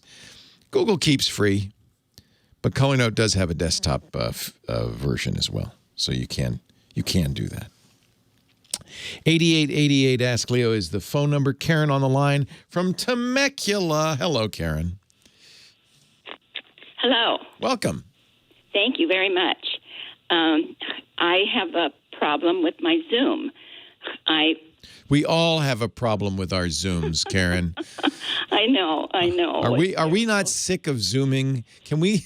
I'm so sick of Zooming. Well, I know, but when I Zoom, I get in initially, yeah, and then I freeze. My face freezes. Oh. And does it ever unfreeze, or does it stay that way? It stays frozen, and I have to be very careful with my expressions on my face at all times. It can be embarrassing if it freezes in an ugly, but they can still hear your voice, just not see your picture. No, they can see my picture frozen. But do they hear your voise? Oh, yes, they can hear me. Okay, so you can stay on the call, but you have this stupid look on your face or whatever the last thing. Yes. Yes. That's what I say. I have to be very careful. Sometimes I freeze nicely, and sometimes I freeze ugly. So I don't know if you have the choice, really. I know. So I keep laughing all the time. This is not an unusual problem. Well, it's only happened. Oh, it's not an unusual problem? No. Oh. Yeah. It can be related to a number of different things. That's the problem, tracking it down. Does it happen all the time or only once in a while? It's happening all the time now. Yeah. So a slow internet connection could be part of the problem. Spectrum has about at the end of August. For one day, I just woke up and everything was shut down. My phone and everything. And so Spectrum came out and they put in a new router and a new the router and the Wi-Fi access point. Yeah, the modem. Cable modem. Yeah. Yeah. I'm sorry. I'm 82. Well, you're doing great, Karen. I would never have guessed. Okay, so I got a new modem and a new router. And it seemed it's all happened after that. But it didn't happen right away. Oh. And so now I've been on the phone a couple different times with Apple, and Apple completely upgraded. Aren't they sweet? Even though this really isn't their fault, it sounds like they were very helpful, which is great. They were very helpful. They upgraded me to Catalina, which I hadn't been. But now, of course, I have to learn how to, and then I had to upgrade my Word. Oh, jeez. Now I can't figure out Word and Excel. It's the upgrade cascade, I call this. You upgrade one thing, and then everything else has to be upgraded. Yeah, so now I'm trying to figure out how to do Word and Excel. Yeah, this isn't probably is not it could be, but it's probably not a problem with the Mac. Might be a problem with the camera, but you're using the built-in camera. Do you use any other video conferencing programs? Do you ever use Skype or anything like that, or FaceTime? No, but I have a very good friend, young man, that has helped me tremendously. Nice. And again, I've been on the phone with Spectrum, and he can remote access my computer. So Spectrum spent an hour with me, and they went through everything. The speed is good. It looks like everything is fine with them. Oh, good. My friend even went in, and he checked that. Now, he did tell me to order a camera. Well, wait a minute. Before you do all this. Okay. We want to kind of narrow it down. Have you used FaceTime with anybody? Are you able to try doing that? Yes, my friend did FaceTime, and I froze on FaceTime. And you froze on FaceTime. Good. Yeah. So now we know it's not good, obviously, but now we know that it isn't the Zoom particularly. It's a video thing. And it freezes pretty quickly in the conversation. It's now, yes. And initially, when it first started, I was, quite a ways through. But now it's freezing almost as soon as I get on. Okay. And you're a Mac laptop or a desktop? Desktop. Like an iMac? Yes. Okay. The camera's built in, and it's true you could get a different camera if it's something, kind of hardware-wise wrong with the camera. I did get a camera, but they're all out of them. So I know. Came in. Yeah. It came in yesterday, and I picked it up, but I haven't tried that yet. So I'm not convinced that's the problem. I mean, this is part of the reason it's hard to diagnose is because there's a lot of different things that could cause this. The fact that your voice continues, but the picture stops is interesting to me. It's not that you're losing connectivity, but just not that it's very fast. Maybe it's not fast enough to show the video. It's weird. Does it move at all after it stops? It just stops cold and never moves again? It stops cold. Okay. Have you tested your bandwidth? Did Apple or your friend test your bandwidth? Well, I'm not sure what you mean by that. Well, you can do a speed test. Well, yes, that's what they did, I think. Yeah. So they were testing all the speed and everything, and both Spectrum and my friend said that my speed and everything was good. Was okay. Yeah. Okay. Google has an internet speed test. If you just Google the words, how fast is my internet, it'll actually, in the Google results, it'll actually show you, there'll be a button that says test my internet, and you can see the speed. It's if the speed is more than, say, 15 to 20 megabits down and more than a few megabits up, you're probably all right. Since you're on cable modem, it's probably much faster than that. Do you remember what the upload speed was? I don't know, but I just did this. And good. It's going up now. Oh, good. Something was 227. That's the down. The big number is the download. Okay, and now it's slowly going to... Oh, good. She's running the test. There's one more thing after you finish the test. Keep that window open because there's one little additional statistic that I'm going to ask you about. Okay. the other one is going slower. Yeah. It's always a little slower to do uploads. And it could be your upload speed, frankly, is freezing. But see, and when I go into my sound and into the input and the output, and I did try that, and I do it while it's going, and it fluctuates. I can move the input all the way up, and then I go back and test it while I'm on the... Oh, yes. Zoom does that on purpose. It actually turns you down. It goes up and down? Yeah, that's normal. That's Zoom trying to adjust the microphone. That's separate from the camera problem. Is the speed test done yet? Has it given you a result? No, it's only going... It's stuck right before 10. Okay, so that means you're getting 10 megabits up and 200 down. That should be enough for Zoom. It's 9.0. Yeah. Okay. And now underneath that it says latency. Do you see where this says latency? It's little letters underneath the big numbers. It'll give you some. It says megabytes per second, and then testing upload and Mbps. Yep. And then down below that, latency. Nope. Nope, doesn't say that. All right. So latency and jitter are two other measurements that sometimes can impact how well your video works. A high latency or a high jitter number can mean that you're still having problems, even though you have enough speed. The connectivity is not good for other reasons. I really am kind of wondering if this is a bandwidth issue. It's happening on both FaceTime and on Zoom. Mm-hmm. So it's something that is, it's not specific to Zoom. Right. And you can't, and I went on to try to talk to Zoom, chat online. Yeah, they're not very helpful. I kind of got me stumped. I'm not sure what's going on. Really. Leo Laporte, the tech guy. I'm glad you did actually glad you called Apple, because they did update you. That's probably a good thing. Yeah. And you don't see any other, you can watch YouTube video and it plays back fine, right? Oh, yeah. I'm fine with everything. You don't have any other video issues. I don't do that. Yeah, but, you could still do it once in a while just to see. So Zoom is... I can watch YouTube. Yeah. Zoom is freezing. But FaceTime is too, so it's not a Zoom problem. Mm-mm. I still think it's your internet. I really do. You could try this camera. You got another camera. I did. So I would just have to test it. Like I say. Yeah. So what you'll do is when you open the box, the camera is going to be plugged into the USB port on your iMac. Right. And you just it's got a little stand that you put it on top of the screen.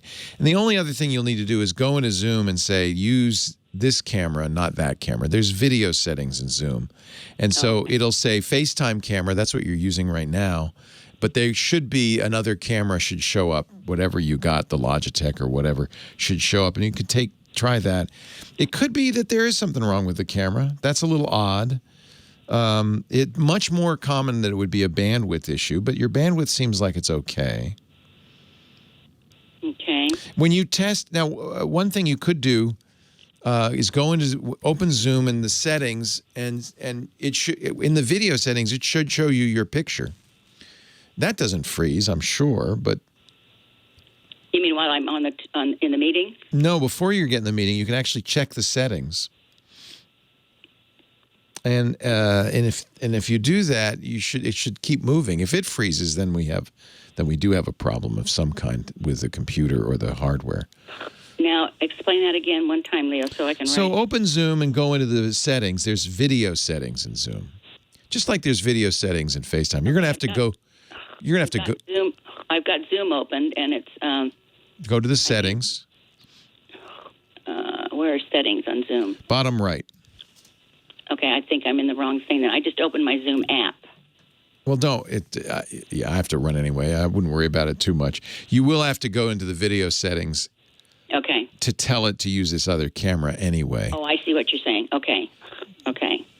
All right. And then you should check the picture that you get from both cameras and see if the other camera freezes. It could be there is an issue with a physical hardware issue. I would think Apple would have had you do that, but there could be a physical hardware issue with the camera. That's odd. It's very odd. Well, I didn't want this conversation to end like that. I know. You wanted an answer, and I don't blame you, but sometimes I can't really answer it. Okay, well. Yeah, I mean, I just not sure what's going on there.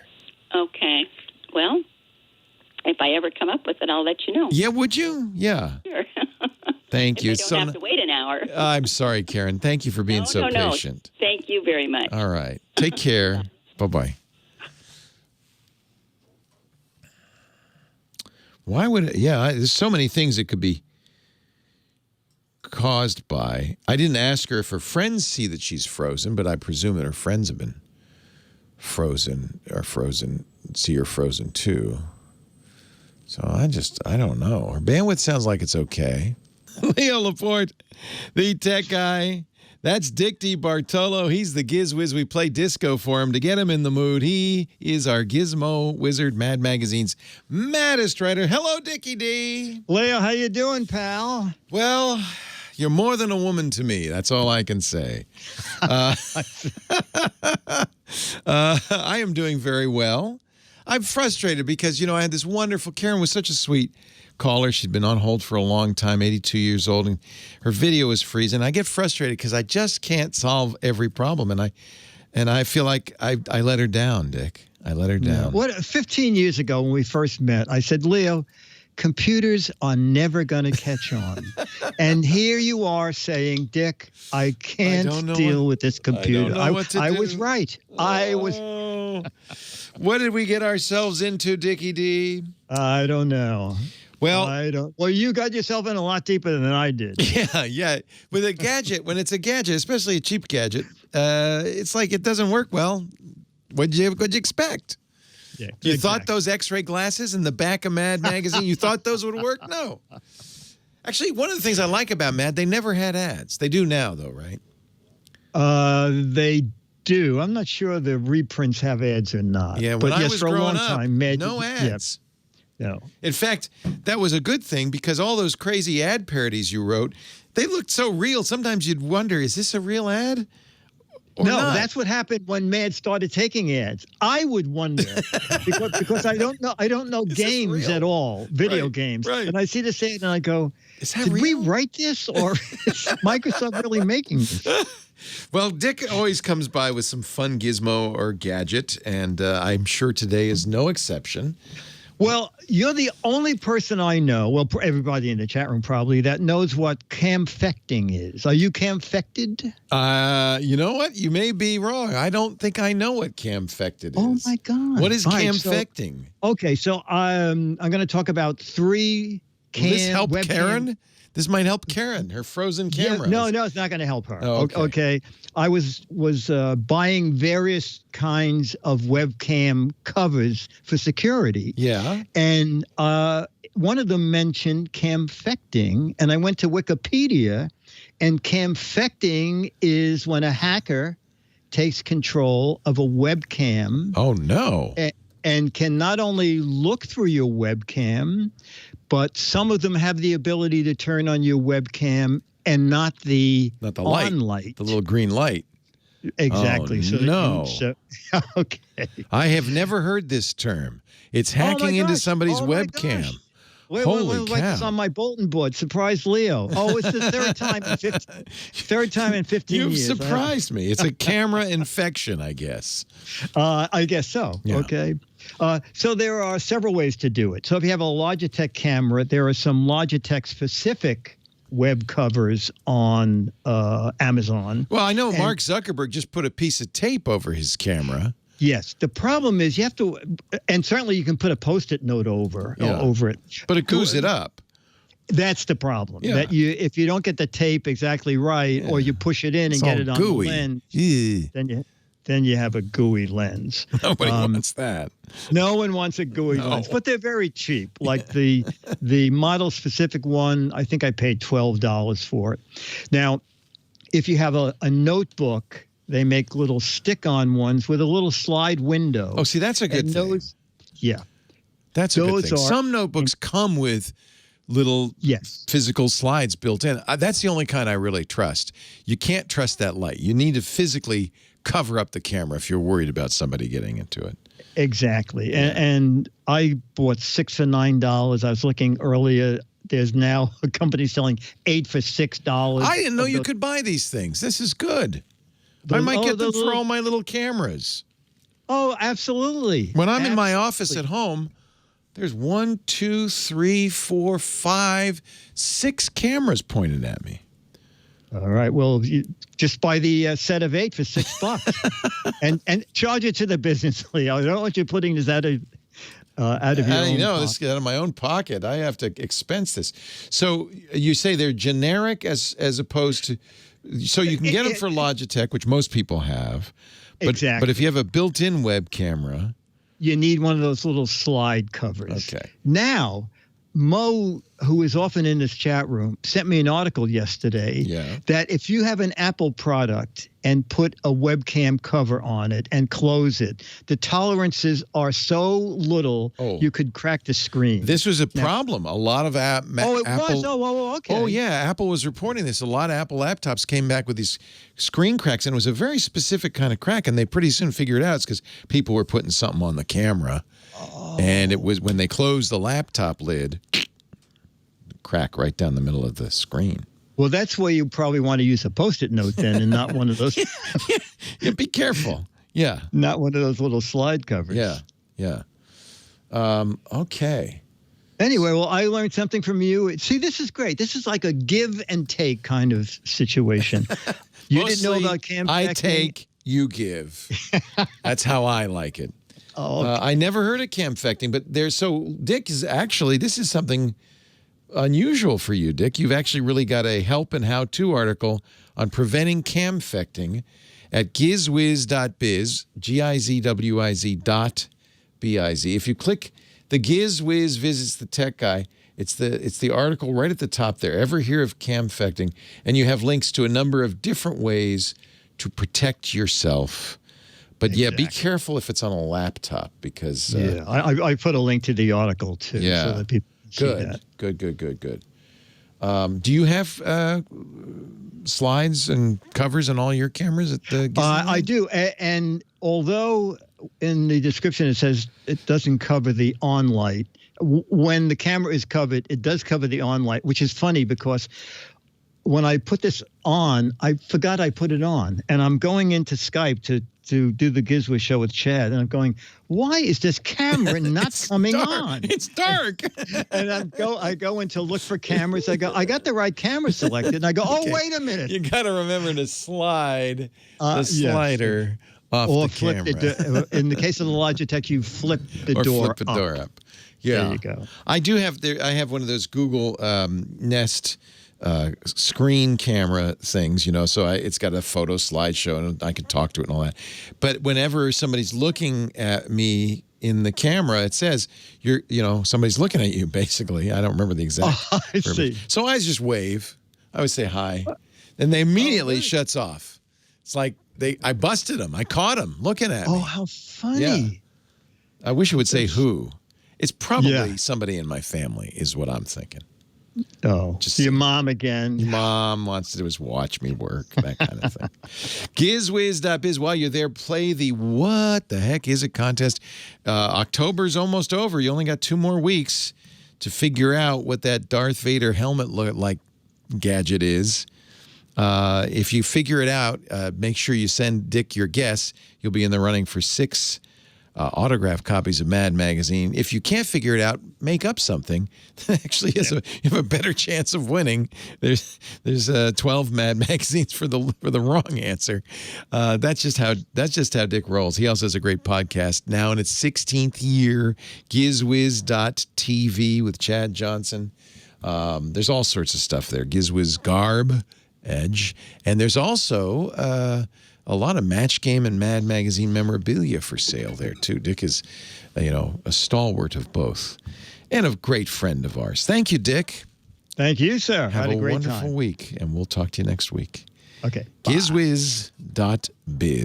I got to whap this puppy up. I can't believe it. Time flies, and I still haven't figured out Karen's problem. Actually, we got a couple of problems still on the docket. Maybe tomorrow, right? Leo Laporte, the Tech Guy. Have a great Geek Week. Well, that's it for the Tech Guy Show for today. Thank you so much for being here. And don't forget, TWiT, T-W-I-T. It stands for This Week in Tech, and you'll find it at twit.tv, including the podcasts for this show. We talk about Windows on Windows Weekly, Macintosh on MacBreak Weekly, iPads, iPhones, Apple Watches on iOS Today, security on Security Now. I mean, I can go on and on and on. And, of course, the big show every Sunday afternoon, This Week in Tech. You'll find it all at twit.tv. And I'll be back next week with another great Tech Guys show. Thanks for joining me. We'll see you next time.